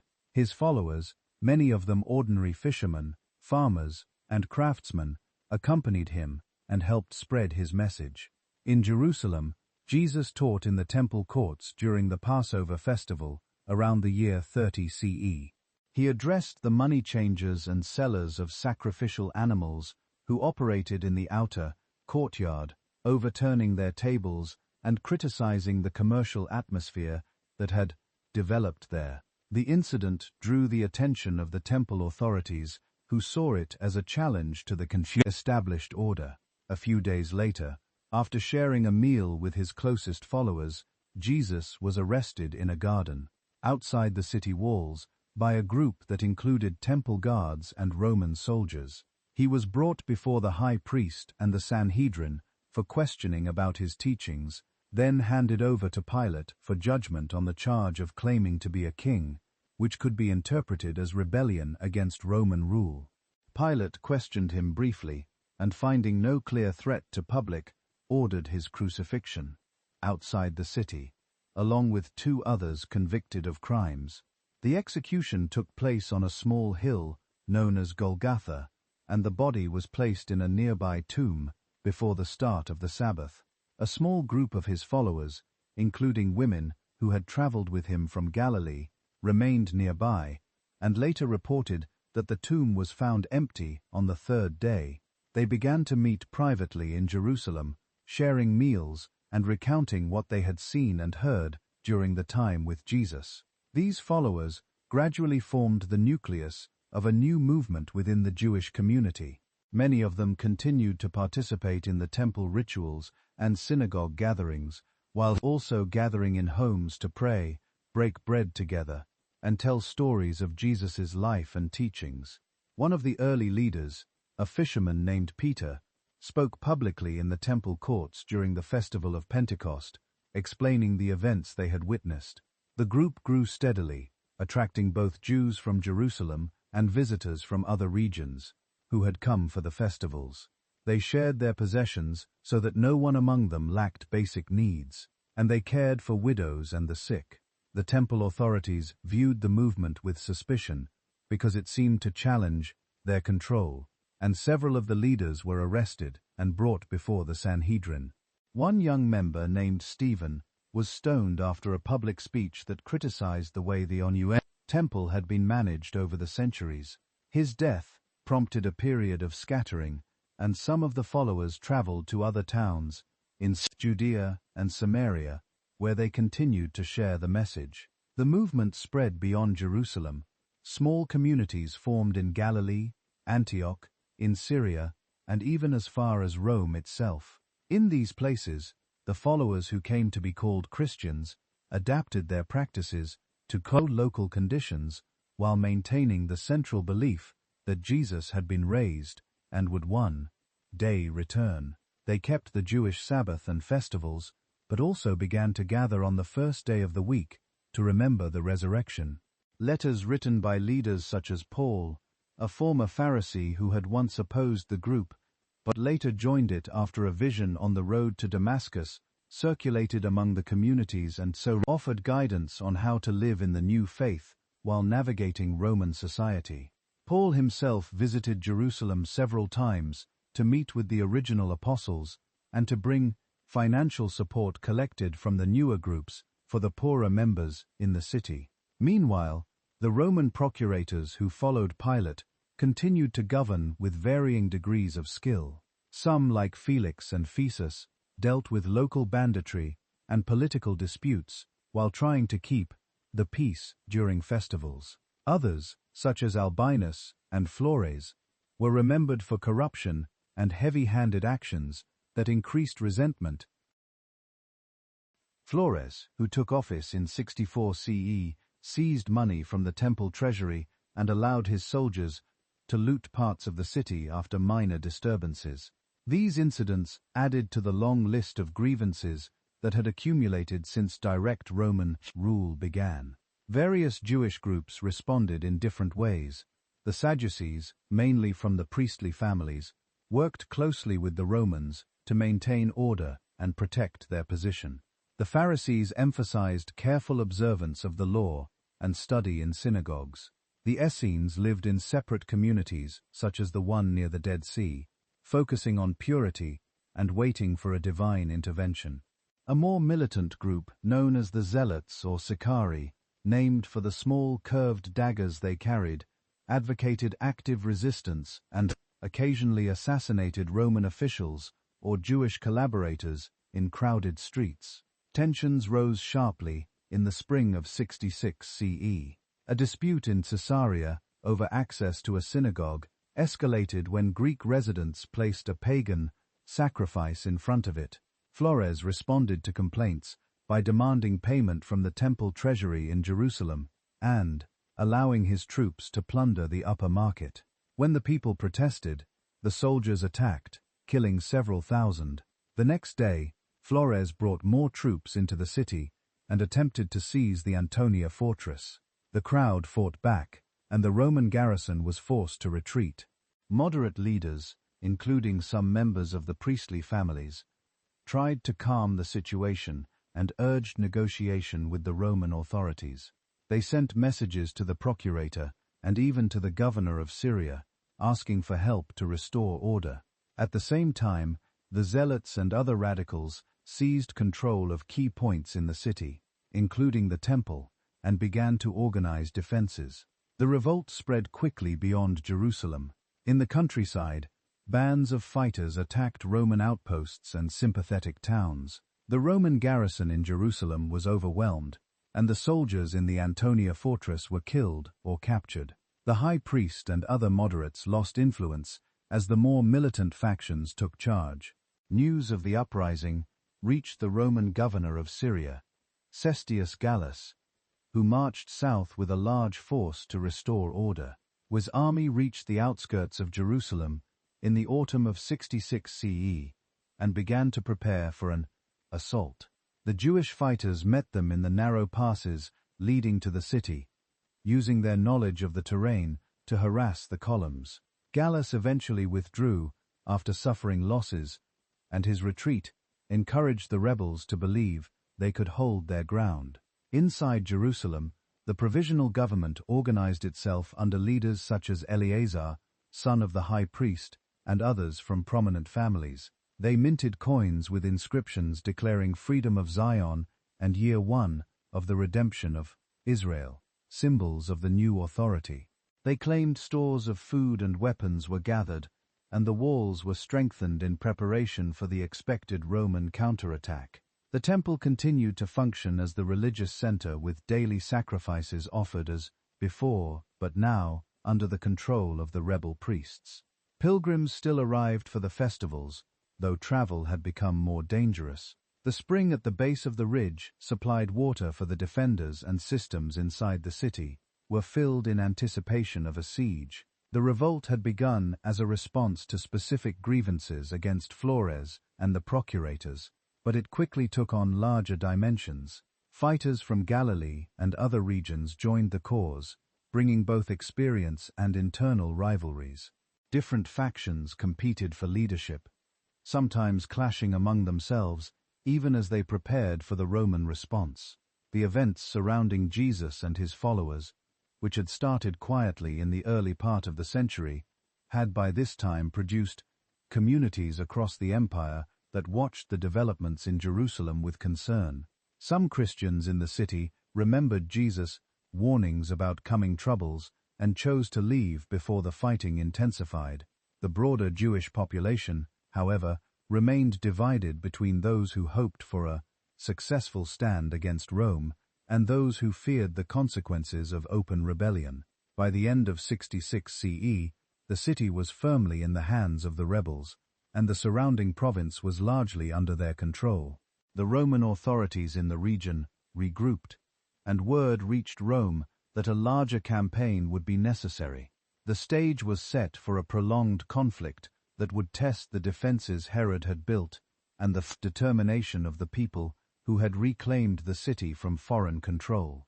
The ridge that had seen so many shifts of power over the centuries now stood at the center of a new chapter, where the hopes of independence met the reality of Rome's military reach. The daily routines of worship, trade, and family life continued amid the preparations, but the atmosphere had changed.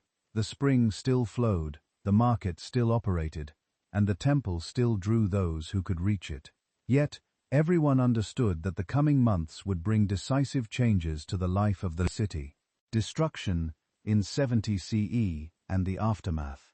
In the spring of 67 CE, the Roman Emperor Nero appointed a seasoned general named Vespasian to suppress the revolt in Judea. Vespasian gathered a force of about 60,000 soldiers, including 4 legions and auxiliary troops, and began a systematic campaign in the north. He first secured Galilee, capturing town after town and defeating the rebel commander, Josephus, at Jotapata. Josephus later surrendered and eventually became a historian who recorded much of what followed. By the end of 67 CE, most of Galilee was under Roman control, and many refugees made their way south toward Jerusalem, swelling the city's population and straining its food supplies. Vespasian then moved through the Jordan Valley and the coastal plain, securing the region around Jericho and cutting off Jerusalem from the east. Internal fighting among the rebel factions in Jerusalem continued even as the Romans tightened their grip on the surrounding countryside. 3 main groups competed for power inside the walls, one led by Eleazar, son of Simon, another by John of Gischala, who had come from Galilee, and a third by Simon Barora, who controlled parts of the south. These groups sometimes fought each other in the streets while trying to prepare defenses against the expected Roman assault. Vespasian was proclaimed emperor by his troops in July 69 CE while in Egypt. He left his son Titus in command of the Judean campaign and returned to Rome to stabilize the empire after the chaotic year of 4 emperors. Titus arrived before Jerusalem in the spring of 70 CE with 4 legions and additional forces, bringing the total to roughly 80,000 men. The Roman army set up camp on the Mount of Olives and on the hills to the west and north. They began constructing a circumvallation wall around the entire city to prevent supplies or token reinforcements from entering and to stop anyone from escaping. The defenders, now united under Simon Barura and John of Gischala after earlier clashes, fought fiercely from the walls. They made several sorties to disrupt the Roman siege works, burning some of the battering rams and killing soldiers, but the Romans rebuilt their engines and pressed forward. The first target was the 3rd wall on the north side, built in the years before the revolt to enclose the newer neighborhoods. After several weeks of heavy fighting and the use of siege towers and battering rams, the Romans breached this outer line in May 70 CE. They then turned to the 2nd wall, which protected the market area and the lower city. Fierce street fighting followed, with defenders using the narrow alleys and rooftops to their advantage. The Romans captured this wall after several days, only to lose it temporarily when the Jews counterattacked. Titus eventually secured it and pushed toward the first wall and the temple platform. By this point, the city was desperately short of food. The large number of pilgrims who had come for Passover and could not leave, combined with the refugees from the north, created severe famine. People ate whatever they could find, including leather belts and scraps from the streets. Disease spread quickly in the crowded conditions, and bodies were thrown over the walls because there was no space to bury them inside. The Antonia fortress, which overlooked the temple, became the next objective. The Romans built ramps against its walls and fought hand-to-hand with the defenders. After bitter combat, they captured the fortress in early July. From there, they could look directly into the temple courts. Titus ordered the construction of new ramps against the temple walls themselves. The defenders fought desperately, using stones, arrows, and even fire to destroy the siege engines. On the 10th of A, according to the traditional Jewish calendar late August, by the Roman reckoning, the Romans finally broke through. Fighting spilled into the outer courts. Some defenders set fire to the porticos to prevent the Romans from using them, but the flames spread to the main sanctuary. Titus reportedly tried to stop the destruction of the temple itself, but the fire had taken hold. The wooden beams and furnishings burned fiercely, and the stone walls cracked from the intense heat. By the end of the day, the second temple lay in ruins, its gold fittings melted, and its sacred vessels carried off by the soldiers. The upper city, where many of the wealthier residents lived, held out for another month. The Romans built new ramps and breached its walls in early September. Street by street, fighting continued until the last pockets of resistance were overcome. Titus ordered the systematic destruction of the city. The temple platform was cleared. The walls were torn down, except for parts of the western retaining wall, and a few towers left as monuments to the Roman victory. Most of the buildings were leveled, and the area was plowed over in some sections to symbolize complete defeat. Thousands of inhabitants were killed during the final fighting or in the aftermath. Many more were taken prisoner. Some were sent to work in mines or as slaves across the empire. Others were reserved for the triumphal procession in Rome. Titus celebrated his victory with games in Caesarea and other cities where thousands of Jewish captives were killed in gladiatorial contests or by wild animals. The triumphal arch built in Rome a few years later still stands, showing Roman soldiers carrying the menorah, the table of showbread, and other temple treasures in the victory parade. The sacred items were placed in the Temple of Peace in Rome. The province was reorganized. Jerusalem itself became a ruined site, with only a small Roman garrison stationed among the temple. A legion, the 10th Fretensis, established its camp on the southwest hill. The name of the city was kept, but its status changed dramatically. Jews were forbidden from living in the immediate area of the ruins, though some returned quietly over time. The annual temple tax that had once supported the sanctuary in Jerusalem was redirected to the Temple of Jupiter in Rome, a humiliating reminder of the defeat. In the years immediately after 70 CE, the surviving Jewish communities adjusted to the new reality. Many had fled before the final siege, or had been scattered during the earlier fighting. Some made their way to Galilee, where villages like Sepphoris and Tiberias became centers of learning. Others went to the coastal plain or across the Jordan.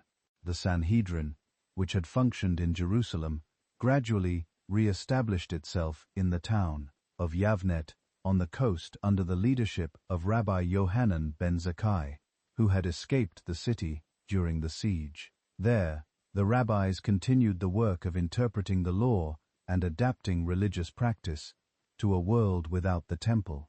Daily sacrifices could no longer be offered, so the focus shifted to prayer, study, and acts of charity as replacements for the old rituals. The Sabbath, circumcision, dietary laws, and festivals took on even greater importance as markers of identity. The festival of Tisha B'Av was instituted to mourn the destruction of both the first and second temples. The Christian communities that had grown from the earlier movement around Jesus also faced changes. Many had left Jerusalem before or during the early stages of the revolt. Heeding warnings about coming troubles, they settled in other parts of Judea, in Galilee, or farther away in Syria and Asia Minor. Without the temple as a central reference point, their gatherings in homes and local meeting places became the normal pattern. Letters and accounts written in these years, later collected in what Christians called the New Testament, helped preserve the teachings and stories from the time of Jesus. The destruction of Jerusalem and the temple was seen by some as fulfillment of warnings Jesus had given about the consequences of rejecting his message.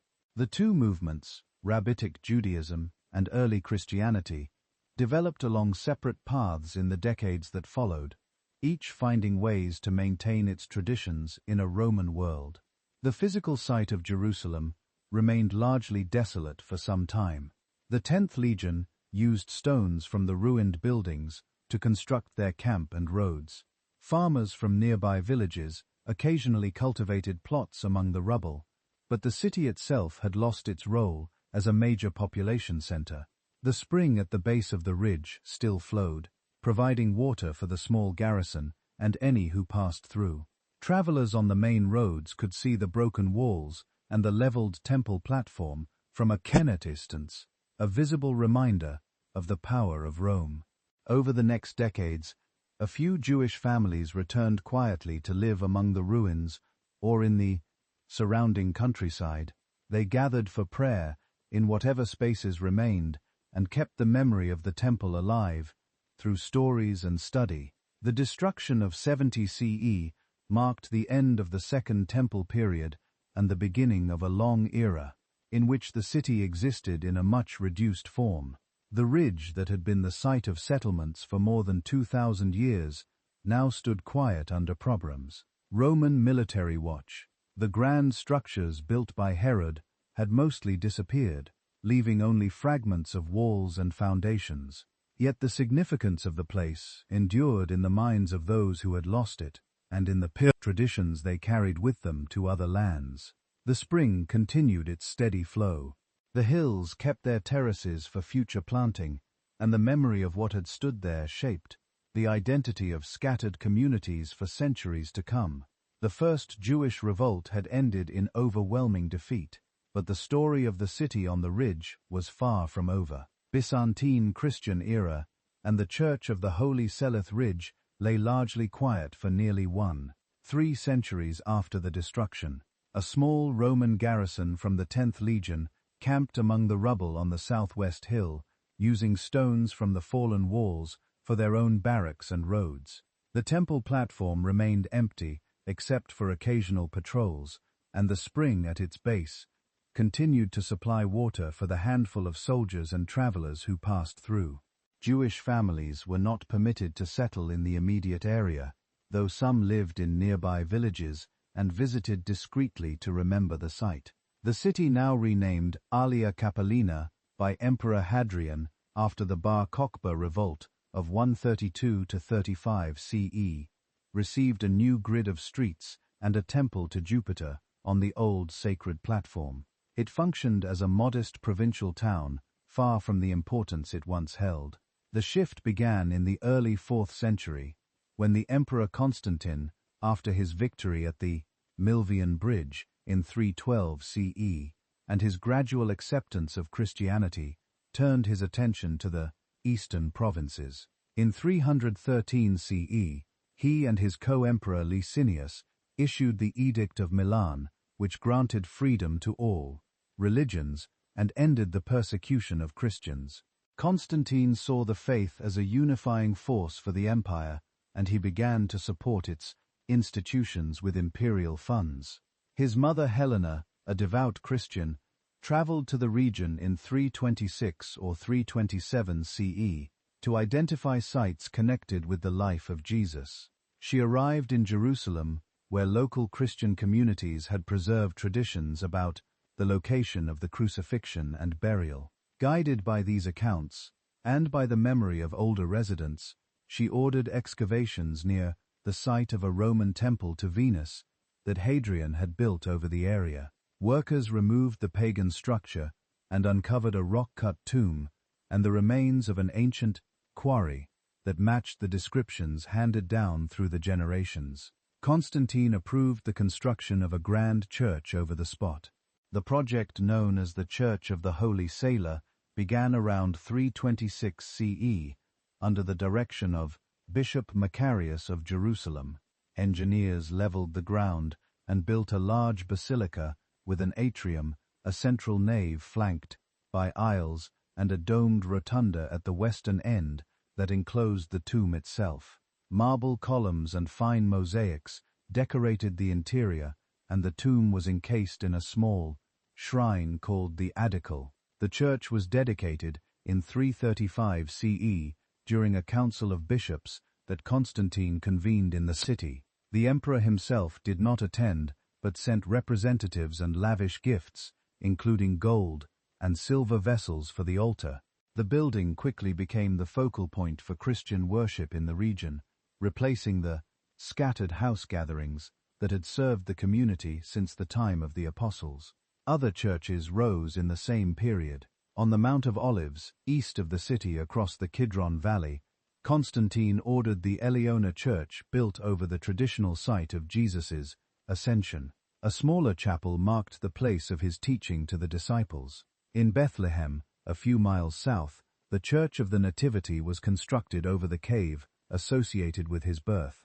These structures, funded by the imperial treasury, used the same style of basilica plan that was becoming standard across the empire. Pilgrims began to arrive in greater numbers once the roads were safer and the faith enjoyed official support. They came from every province, traveling by ship to the ports of Caesarea or Jaffa, and then overland to Jerusalem. Many carried letters of introduction from their local bishops and stayed in hosts established near the churches. The flow of visitors transformed the city's economy and daily life. Innkeepers, guides, and merchants set up businesses to serve the pilgrims, who bought small souvenirs such as oil lamps stamped with Christian symbols or vials of water from the Jordan River. The spring at the base of the ridge supplied fresh water for the growing crowds, and systems were cleaned and enlarged to handle the demand. Local Christians, many of them descendants of the earlier community that had survived the revolts, acted as hosts and interpreters. They showed visitors the places mentioned in the Gospels and explained the rituals conducted in the new churches. The Bishop of Jerusalem gained greater prominence within the church hierarchy, and the city's Christian population increased steadily as families moved in to support the pilgrimage trade. Under Constantine's successors, the support continued. His son Constantius II and later emperors such as Theodosius I reinforced the Christian character of the empire. Theodosius made Christianity the official religion in 380 CE and prohibited pagan practices in Jerusalem. This meant the removal of any remaining Roman temples and the expansion of church properties. Monasteries appeared on the surrounding hills where monks and nuns lived in simple cells and devoted their time to prayer, copying manuscripts, and caring for the poor. One of the most influential figures of the period was Cyril, Bishop of Jerusalem in the mid-4th century, who delivered a series of instructional lectures to new converts in the Church of the Holy Sepulchre. His teachings helped standardize the order of services and emphasized the importance of the holy sites for understanding the faith. By the 5th and 6th centuries, Jerusalem had become one of the three great pilgrimage centers of the Christian world. Alongside Rome and Constantinople, emperors and wealthy patrons continued to add to the city's sacred buildings. Empress Eudocia, wife of Theodosius II, lived in Jerusalem for several years after 438 CE and sponsored the construction of a new wall that enclosed a larger area on the south and east. She also funded churches and hospitals for the growing number of pilgrims, many of whom arrived ill or exhausted from the journey. The city's population reached perhaps 20,000 or more during peak festival seasons, with visitors sleeping in courtyards or temporary shelters when the hosts filled. The Church of the Holy Sepulchre served as the central hub where processions moved between the comprender on major feast days. Services included readings from the Gospels at the very spots where the events had occurred, giving worshippers a sense of direct connection to the past. The Byzantine administration treated Jerusalem as an important provincial capital within the Diocese of the East. Governors resided in the city or nearby and maintained order with a modest force of troops. Taxes were collected in the usual Roman manner, but the imperial government also sent subsidies for the churches and for the care of pilgrims.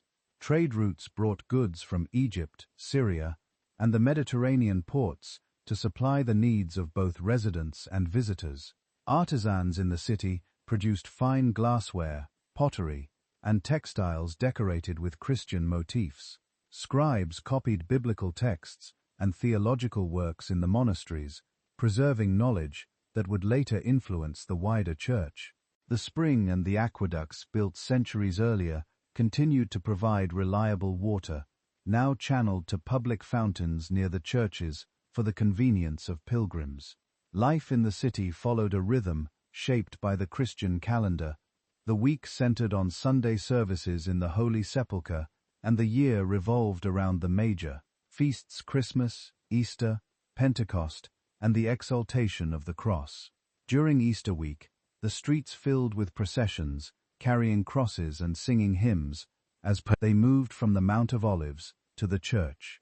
Pilgrims from distant lands, including Gauls, Britain, and even Ethiopians, joined the local Christians in these observances. Accounts written by visitors, such as the Spanish nun Egeria, who traveled there around 380 CE, describe the careful order of the services, the lighting of lamps at dusk, and the sense of reverence that filled the spaces. These records give a clear picture of how the city had become a living center of faith, rather than a place of political power. The Byzantine period also saw the development of a distinct Christian art and architecture in Jerusalem. Mosaics on church floors depicted scenes from the Gospels and local wildlife, while the walls featured painted frescoes of saints and biblical figures. Relics associated with the life of Jesus and the early martyrs were housed in special chapels, drawing further visitors. The city's bishops participated in the great church councils that defined Christian doctrine, traveling to Constantinople or Nika when called. Their presence helped integrate Jerusalem into the larger imperial church structure. Monasteries in the Judean desert, a short distance away, attracted men and women seeking a life of solitude and prayer, and many of these communities maintained close ties with the churches in the city. By the early 7th century, the Byzantine Empire faced increasing pressure from the east. Persian forces under King Khosrow II invaded the region in 614 CE and captured Jerusalem after a short siege. They damaged several churches, including the Holy Sophia, and carried off the relic of the true cross that Helena had identified. The Emperor Heraclius later recovered the city in 628 CE and restored the cross in a grand ceremony. Repairs to the damaged buildings began, but the effort was interrupted by new developments farther south. Arab armies united under the banner of Islam had begun to move northward after the death of the Prophet Muhammad in 632 CE. They defeated Byzantine forces at the Battle of Yarmouk in 636 CE and turned toward Jerusalem. The city's Christian leaders negotiated terms of surrender with the Caliph Umar in 638 CE. The agreement allowed the inhabitants to keep their churches and practice their faith in exchange for a poll tax. Umar entered the city peacefully and, according to tradition, refused to pray inside the church of the Holy Sepulchre so that it would remain a Christian place of worship. He chose a site on the temple platform for Muslim prayer, a decision that would shape the city's future. The Byzantine era, which had lasted more than 3 centuries, came to an end with this transition. The churches continued to function, and pilgrims still arrived, though in smaller numbers, under the new administration. The spring flowed as steadily as ever, and the walls built by Eudocia still enclosed the city. The ridge that had seen the rise and fall of temples and kingdoms now stood under a different rule. Yet the Church of the Holy Sepulchre and the network of Christian sites remained as enduring landmarks of the period when Jerusalem had served as a beacon for believers from across the known world. The transformation from a ruined garrison town to a thriving Christian pilgrimage center had been gradual and supported by imperial resources. Each church, each procession, and each visiting group had added a layer to the city's new identity. The daily routines of residents and the seasonal flow of pilgrims created a stable pattern that endured even as political control changed hands. The Byzantine chapter closed with the city intact in its religious function, ready for the next phase of its long history. Islamic conquest and the Dome of the Rock, the Byzantine period in the city, ended with a quiet transition rather than a long siege. In 636 CE, the Arab armies united under the leadership of Khalifa after the death of the Prophet. Muhammad, 4 years earlier, had already defeated the main Byzantine forces at the Battle of Yarmouk. They moved northward through Syria and approached Jerusalem. The Christian patriarch Sophronius, who governed the city on behalf of the emperor, negotiated terms of surrender to avoid destruction. In 638 CE, Umar himself arrived at the gates with a small escort. He accepted the keys to the city and entered on foot, dressed in simple garments, to emphasize that the conquest was not for personal glory. The agreement he signed allowed the Christian inhabitants to keep their churches, continue their worship, and live under their own religious leaders in exchange for a poll tax paid by non-Muslims. No forced conversions took place, and the existing buildings remained untouched. Umar chose an open space on the old temple platform for the first Muslim prayers, a spot that had stood empty since the Roman destruction centuries before.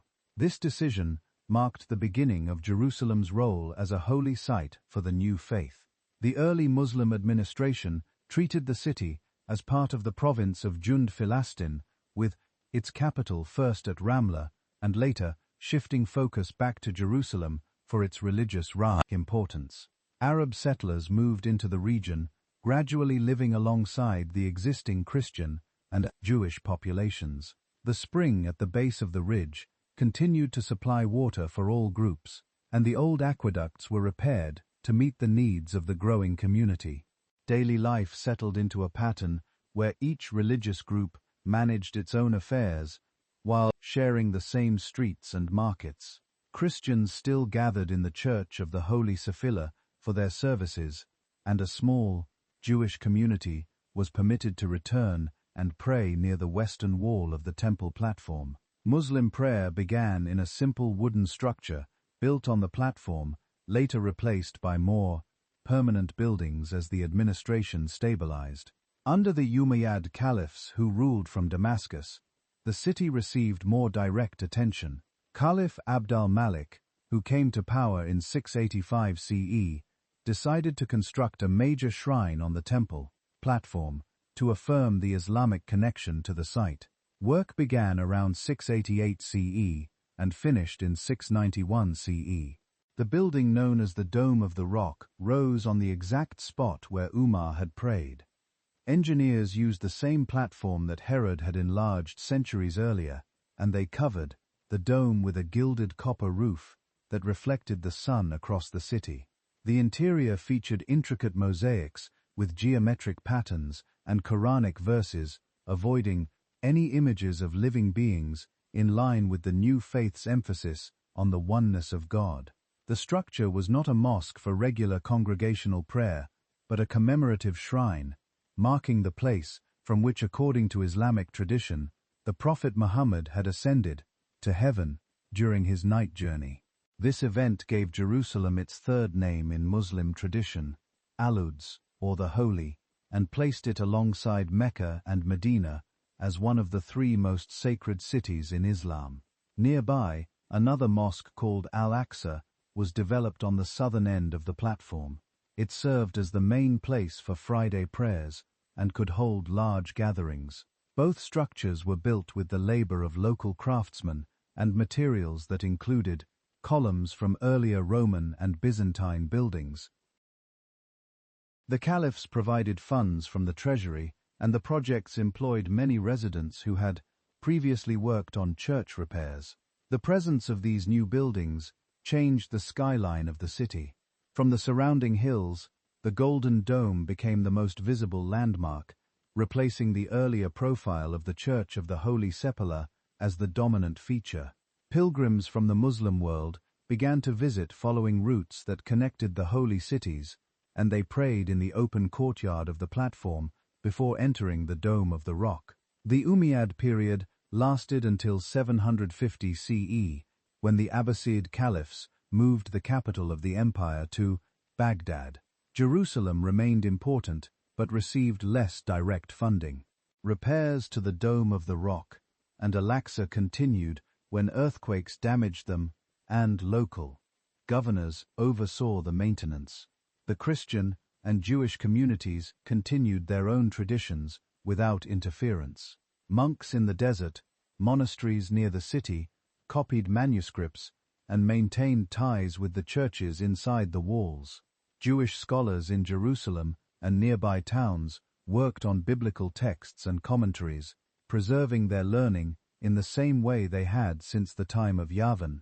The markets near the gates sold goods brought by caravans from Damascus and Egypt, and the springs supplied water that was carried in jars to homes across the different quarters.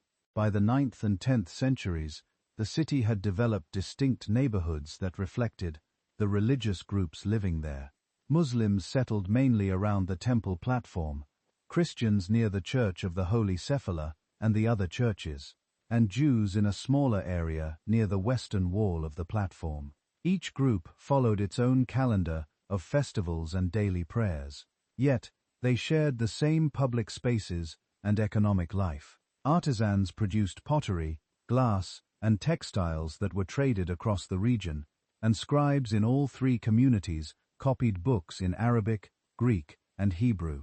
The caliphs in Baghdad sent occasional governors who collected taxes and kept order, but the day-to-day administration was handled by local officials from the different faiths.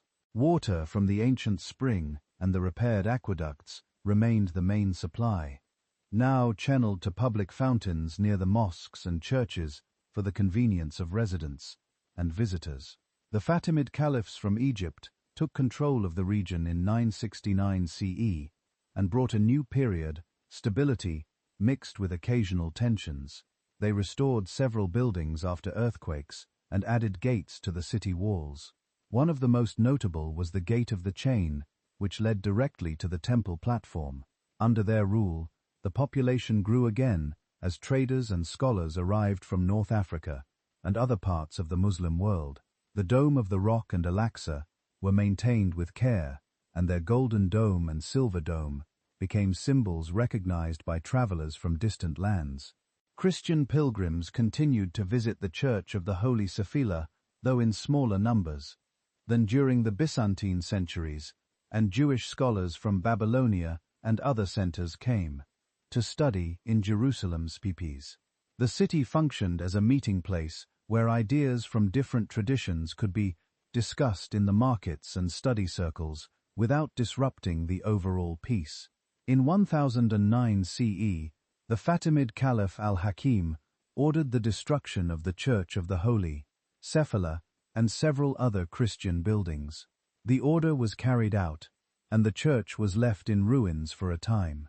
This event caused hardship for the Christian community, but after al-Hakim's death, his successor allowed rebuilding. The Byzantine Emperor Constantine IX Monomachos contributed funds, and the church was partially restored by 1048 CE, with a smaller dome over the rotunda. The incident remained an exception rather than the rule.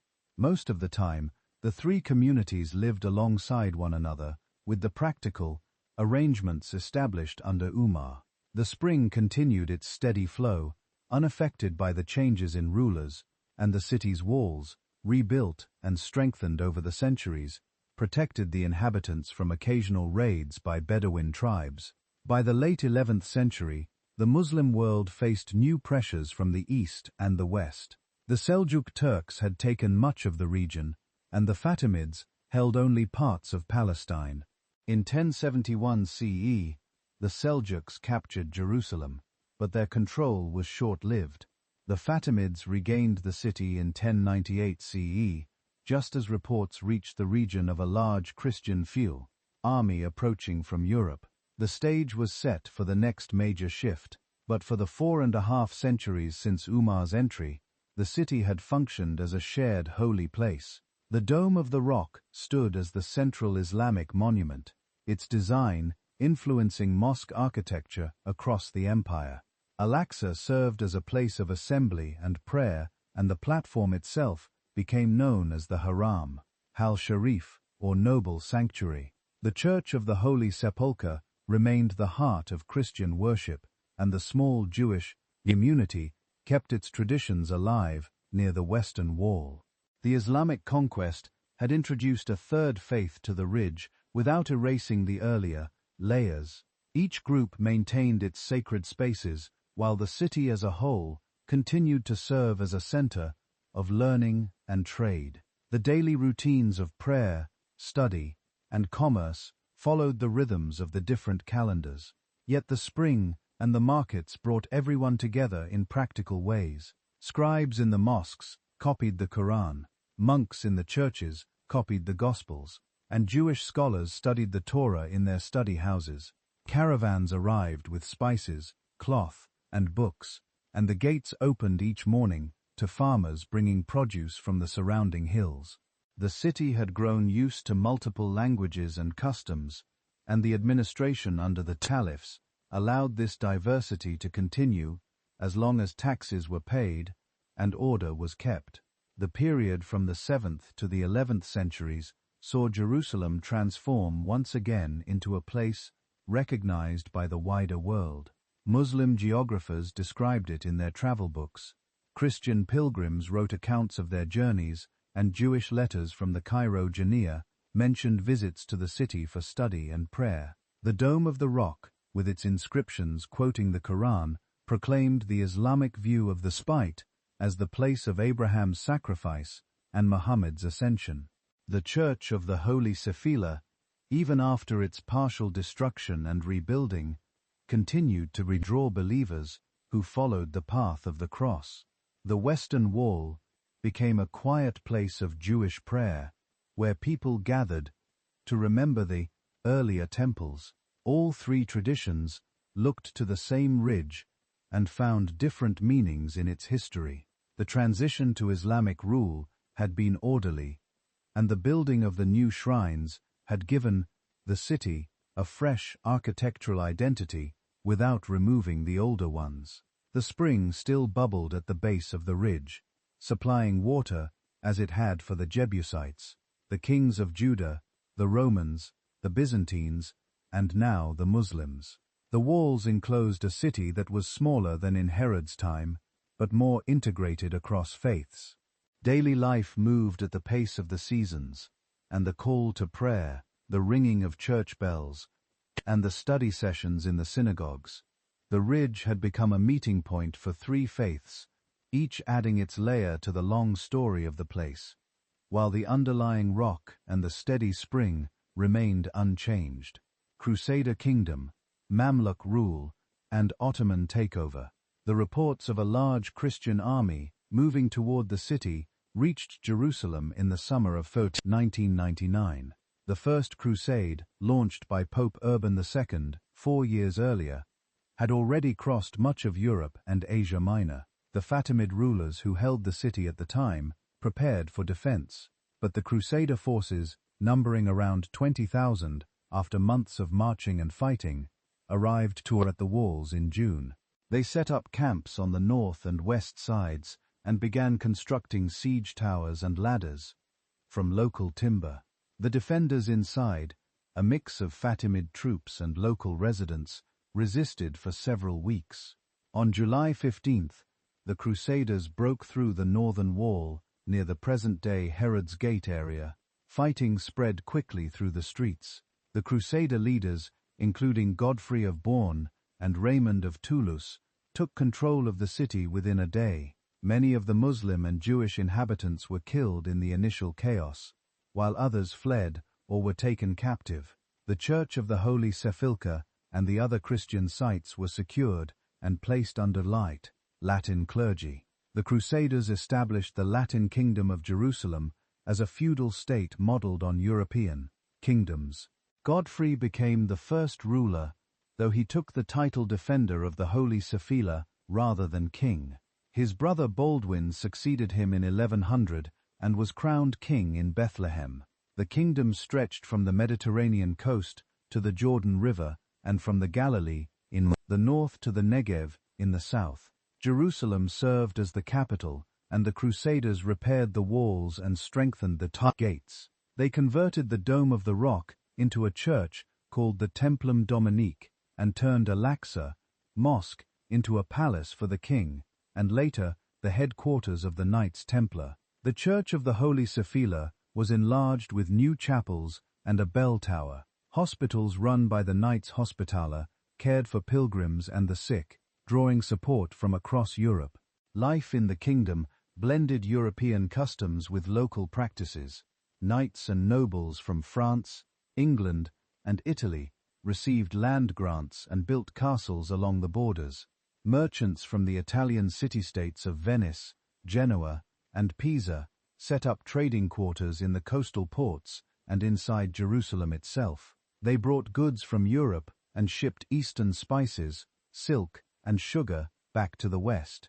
The local population, including Christians who had lived under Muslim rule, Muslims who remained, and a small Jewish community, continued farming the surrounding hills and supplying the city markets. The spring at the base of the ridge supplied water for the increased number of residents and visitors. Pilgrims arrived by the thousands each year, traveling in armed convoys to protect against raids.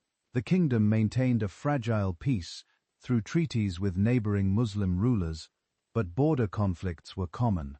The Crusader hold lasted until 1187. By then, the Muslim leader Saladin had united the forces of Egypt and Syria. He defeated the Crusader army at the Battle of Hattin in July of that year and marched on Jerusalem. After a short siege, the city surrendered on October 2. Saladin allowed the Christian population to leave after paying a ransom, and he permitted the churches to remain open under new agreements. The Dome of the Rock and Al-Aqsa were restored for Muslim use. Saladin's Obbid dynasty controlled the city for the next decades. Later crusades, including the third, led by Richard the Lionheart in 1191, came close but never recaptured Jerusalem. A treaty in 1229 between Emperor Frederick II and the Orbid Sultan al-Kamil gave the Crusaders temporary control of the city without the walls, but it lasted only a few years before Muslim forces retook it in 1244. The Mamluk sultans from Egypt took firm control after defeating the Mongols at Angelot in 1260, and then ending the last Crusader strongholds on the coast. Under Mamluk rule, which lasted from 1260 to 1517, Jerusalem became a provincial city within a large empire centered in Cairo. The Mamluks repaired the city walls and gates and restored several mosques and madrasas on the Haram Sharif. They built new religious schools and hosts for pilgrims from across the Muslim world. The Dome of the Rock received fresh mosaics and marble work after earthquake damage. Christian and Jewish communities continued to live in their quarters, paying the poll tax and maintaining their holy sites. The Church of the Holy Sepulchre remained the center for Christian worship, though repairs were limited and access was regulated. Jewish scholars and merchants settled in greater numbers, and the area near the Western Wall became a regular place of prayer. Daily routines in the city followed the patterns established over centuries. Farmers from nearby villages brought olives, grain, and vegetables to the markets near the gates. Artisans worked in small shops producing glass, pottery, and textiles. Water from the spring and the aqueduct was carried to public fountains. The Mamluk governors, appointed from Cairo, collected taxes and kept order with a small garrison. Pilgrims from Europe, Ethiopia, and the Muslim still visited, though travel remained difficult. The city was smaller than in Crusader times, with open spaces inside the walls used for gardens and livestock. Earthquakes in 1303 and 1341 caused damage, but each time the Mamluks organized repairs to the major shrines, the long Mamluk period ended when the Ottoman Turks under Sultan Selim I defeated the Mamluk army at the Battle of Marj, Daki, in 1516 and moved south into Palestine. In 1517, the Ottomans entered Jerusalem without resistance. Sultan Selim the Magnificent, who ruled from 1520 to 1566, he rebuilt the walls in their present form between 1537 and 1541, using stone from local quarries and creating the 7 gates that still stand today. The walls enclosed roughly the same area as in earlier centuries and gave the city a stronger, defensive appearance. Suleiman also restored the citadel near Jaffa Gate and improved the water supply with new fountains and channels from the spring. The Dome of the Rock and Al-Aqsa received minor repairs, and the Ottomans appointed a local governor to manage affairs, while allowing the different religious communities a large degree of self-rule. Under Ottoman administration, the city settled into a long period of calm. The empire stretched from North Africa to the Persian Gulf, and Jerusalem was a minor provincial center within the Elat of Damascus. Taxes were collected regularly, but the population was left to manage its own religious and community affairs. Muslims, Christians, and Jews lived in separate quarters, each with its own courts and leaders. The spring continued to provide water, and markets near the gates handled daily trade in food, cloth, and household goods. Jewish immigration increased in the 16th century, especially after the expulsion from Spain in 1492, and the community built new synagogues. Christian pilgrims from Orthodox and Catholic traditions arrived in steady numbers, supported by agreements between the Ottoman sultans and European powers. The Franciscans maintained a presence at the Church of the Holy Sepulchre and cared for pilgrims. The 17th and 18th centuries brought occasional local troubles, such as raids by Bedouin tribes or disputes between the Christian denominations over rights at the holy sites. The Ottomans generally kept order and allowed the status quo to continue. In 1700, a group of Ashkenazi Jews from Poland tried to establish a settlement, but faced financial difficulties. The city walls built by Suleiman protected the inhabitants from most external threats. Inside, life moved at the pace of the agricultural seasons and the religious calendars of the three faiths. Call to prayer from the minarets mixed with church bells and the sound of study in the synagogues. Caravans brought goods from Damascus and Cairo, and the markets remained busy each morning. By the 19th century, the Ottoman Empire faced growing pressure from European powers. The city began to see more visitors and consuls from Britain, France, and Russia, who reported on conditions and sometimes intervened in disputes over holy places. The population grew slowly, reaching around 10,000 by the 1840s. New neighborhoods started to appear outside the walls as families sought more space. The spring and the old aqueducts still supplied water, but larger systems were dug to meet demand. The long Ottoman period, which lasted until the end of World War I, gave Jerusalem 4 centuries of relative stability. The walls Suleiman built to find the Old City and the Dome of the Rock, the Church of the Holy Sepulchre, and the Western Wall continued to serve their respective communities without major interruption. The shift in control from Crusader knights to Mamluk sultans to Ottoman governors had brought periods of conflict, followed by long stretches of practical coexistence. Each ruling power had repaired the walls, maintained the water supply, and allowed the religious sites to function. The ridge that had seen so many changes over the centuries now stood within a stable imperial framework. Daily life for most residents involved work in the fields or markets, prayer at the familiar shrines, and the quiet routine of family and community.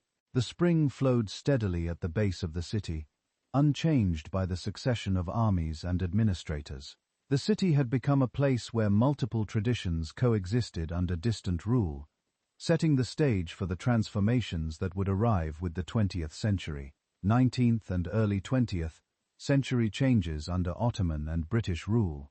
The long calm of Ottoman rule began to shift noticeably in the middle of the 19th century. European powers increased their interest in the region, sending consuls to Jerusalem and pressing the Ottoman government for better protection of Christian holy sites.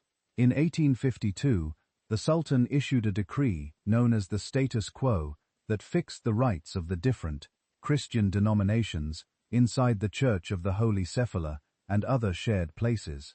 This arrangement prevented open conflict, but required careful negotiations whenever repairs were needed. At the same time, the first neighborhoods outside the old city walls started to appear. In 1860, a group of wealthy Jewish families built Mishkanot Sha'ananim on the western slope, the first modern settlement beyond the walls. Other quarters followed the German colony, the Greek colony, and new Arab neighborhoods to the north and south. Families moved out to escape the crowded conditions inside the old city and to build larger houses with gardens. Travel to the city became easier after 1869 when a carriage road opened between Jaffa and Jerusalem. Tourists and pilgrims arrived in greater numbers, many of them from Europe and America. Hotels opened near Jaffa Gate, and guides offered tours of the holy sites. The population grew from about 10,000 in the 1840s to around 30,000 by the turn of the century. Muslims still formed the largest group, followed by Jews and Christians.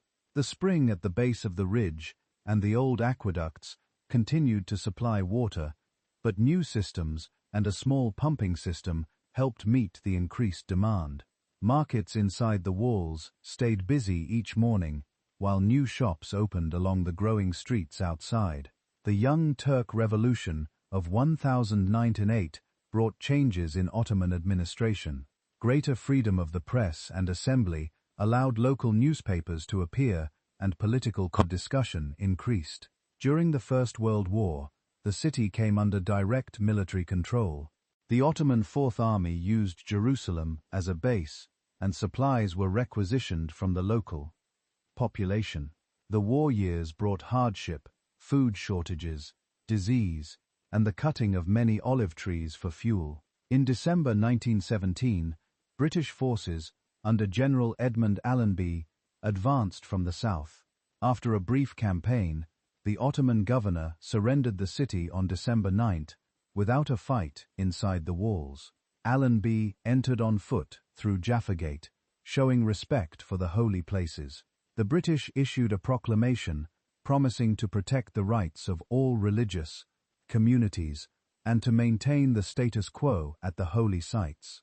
The British established military administration first, then civil government under the Mandate for Palestine, granted by the League of Nations in 1920.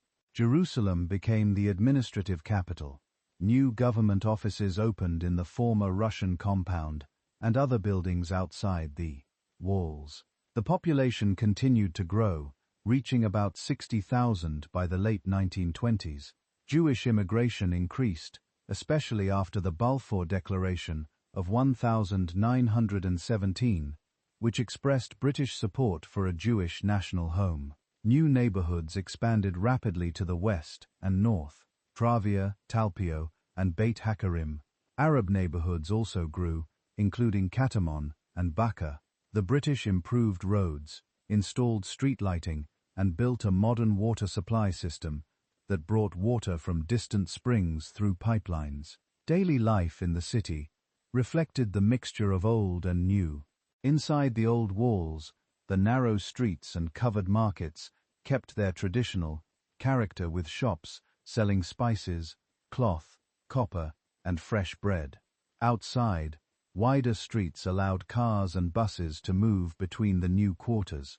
Schools multiplied, including government schools, mission schools, and private Jewish and Arab institutions. The Hebrew University opened on Mount Scopus in 1925, giving the city its first modern institution of higher learning. Hospitals and clinics served all communities. The British police and courts handled major crimes, while religious courts continued to manage personal matters for Muslims, Jews, and Christians. Tensions between the communities rose during the Mandate years. In 1929, riots broke out after disputes at the Western Wall, resulting in deaths in Jerusalem and other cities. Further violence occurred in 1936 during the Arab Revolt, when strikes and attacks targeted British forces and Jewish settlements. The British responded with curfews, searches, and the building of security fences in some areas. Yet, daily routines continued for most residents. Farmers from surrounding villages still brought produce to the markets each morning. The call to prayer from the minuets, church bells, and the sound of study and yeshivas mixed as before. Water from the new pipelines reached more houses, though the ancient spring remained a backup source. The old city stayed a place of pilgrimage for all three faiths, with visitors moving carefully through the shared spaces. The Second World War brought another period of relative calm to the city. British forces used Palestine as a base, and the population benefited from the economic activity. After the war, pressure for a political solution increased. In 1947, the United Nations proposed partitioning Palestine into Jewish and Arab states, with Jerusalem placed under international administration. The plan was accepted by Jewish leaders, but rejected by Arab leaders. When the British mandate ended on the 14th of May, 1948, fighting broke out immediately. Jewish forces secured the western parts of the city, while Arab forces, supported by troops from neighboring countries, held the Old City and the eastern districts. A ceasefire in 1949 left the city divided. The Old City in East Jerusalem came under Jordanian control, while West Jerusalem became part of the new state of Israel. A no-man's land of barbed wire and minefields separated the two sides, and the Mandelbaum Gate served as the only crossing point for limited official traffic. During the 19 years of division, the two halves developed separately. In West Jerusalem, the Israeli government built new government buildings, including the Knesset and the Supreme Court, and expanded neighborhoods to the west and south. The Hebrew University moved its main campus to Givatram after Mount Scopus became an enclave. In East Jerusalem, the Jordanian authorities repaired the old city walls and maintained the holy sites. The Dome of the Rock and Al-Aqsa continued to serve Muslim worshippers, while the Church of the Yalpas, Sephilah, and the Western Wall remained accessible only to those who could cross the border. Families divided by the ceasefire line could sometimes meet at the Mandelbaum Gate under supervision. The spring still flowed at the base of the ridge, now on the Jordanian side, and water systems on both sides were developed independently. The divided city existed in a state of tense calm until June 1967. During the Six-Day War, Israeli forces captured East Jerusalem and the Old City after heavy fighting around the walls. The barriers were removed, and the two halves were reunited under Israeli administration. The government immediately extended Israeli law to East Jerusalem and began restoring access to the holy sites for all faiths. The Western Wall was cleared of the buildings that had stood in front of it, creating the open plaza that exists today. The old city markets reopened, and residents from both sides began to move more freely, though tensions remained high. The 19th and early 20th centuries had brought the city out of its long provincial quiet.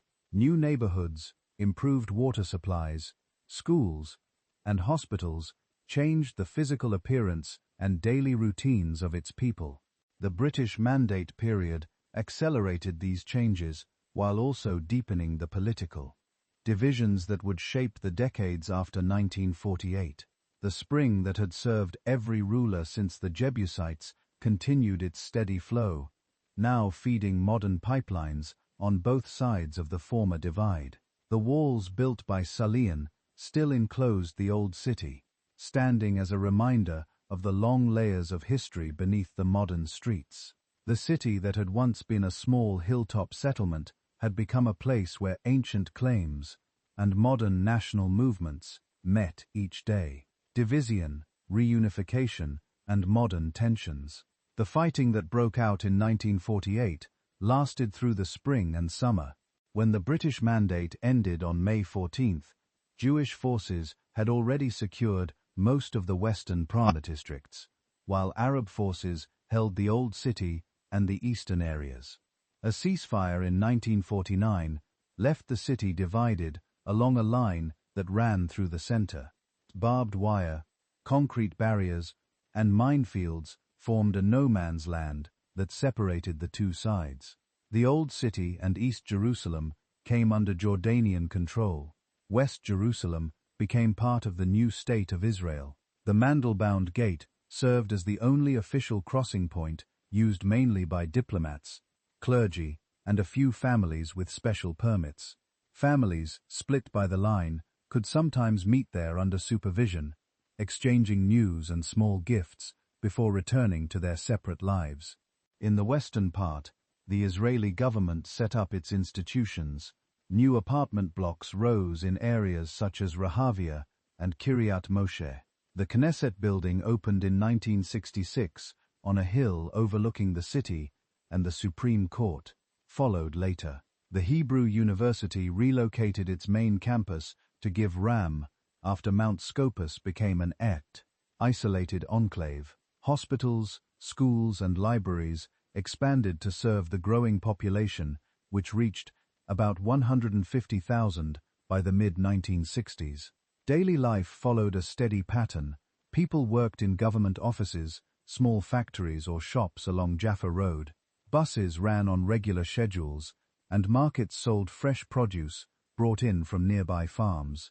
Water came through new pipelines, though the ancient springs still supplied some neighborhoods on the eastern side. On the Jordanian side, the old city remained much as it had been for centuries.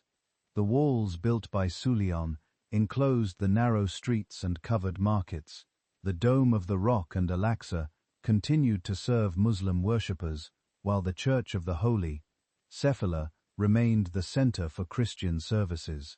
The Western Wall stood accessible only to those who could cross the border. Jordanian authorities repaired buildings damaged during the earlier fighting, and maintained the holy sites according to the long-standing arrangements. The population there numbered around 60,000, supported by tourism and small-scale trade. Farmers from surrounding villages still brought olives, vegetables, and sheep to the Damascus Gate market each morning. The spring at the base of the ridge supplied water for the eastern districts, carried in the same way it had been for generations. The division lasted 19 years. During that time, the two halves developed separately, with little contact between residents.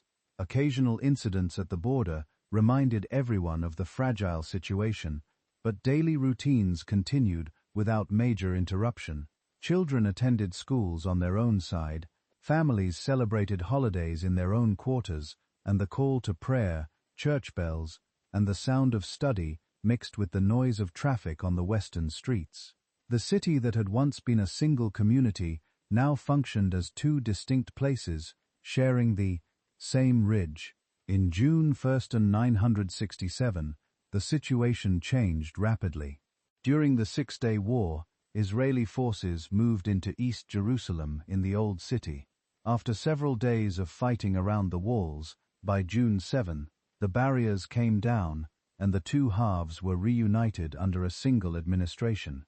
The government extended Israeli law to the eastern districts and declared the city the capital. Access to the holy sites was restored for all faiths. The western wall was cleared of the small structures that had stood in front of it, creating an open plaza where people could gather for prayer. The old city markets reopened, and residents from both sides began to move more freely through the streets, though underlying tensions remained. In the years that followed, the city expanded further. New neighborhoods rose to the north, south, and east, including Ramot, Gilo, and French Hill.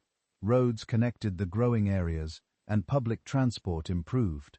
The population increased steadily as families arrived from other parts of the country and from far abroad. Government offices and cultural institutions spread across the unified city. The Hebrew University returned to its original Mount Scopus campus. Hospitals and universities serve people from all backgrounds. At the same time, the different communities maintained their separate quarters and religious institutions. The Muslim population continued to worship on the Haram al-Sharif, Christians at the Church of the Holy Sephilah and other sites, and Jews at the Western Wall and numerous synagogues. The spring still flowed at the base of the ridge, now feeding a modern water system that reached nearly every neighborhood. The city grew into a busy modern center while keeping its ancient character inside the walls. Tourists arrived in large numbers each year, walking the same streets that had seen so many earlier visitors. Markets sold spices, textiles, and souvenirs to people from every continent. Schools and universities taught students from diverse backgrounds, and hospitals provided care across community lines. Yet political disagreements persisted. Negotiations over the city's status continued in various forums, with each side presenting its claims. Residents went about their daily work, driving to offices, shopping in the markets, attending classes, or praying at the holy places. While the larger questions remained unresolved, by the early years of the 21st century, the population approached 900,000. New light rail lines connected the old city with the newer districts. Modern buildings stood alongside restored Ottoman and British-era structures. The old walls, still intact, enclosed the historic core where the three faiths maintained their shrines. The spring continued its quiet flow, supplying water as it had done for more than 3,000 years. Families lived in apartments or houses across the expanded city, sending children to school and gathering for meals at the end of the day. The rhythm of life included the morning call to prayer, the sound of church bells, and the quiet murmur of study in yeshivas, all blending into the steady noise of traffic and conversation. The story of the city in these decades remained one of shared spaces and separate memories. People from different backgrounds worked together in hospitals, universities, and markets while holding their own traditions.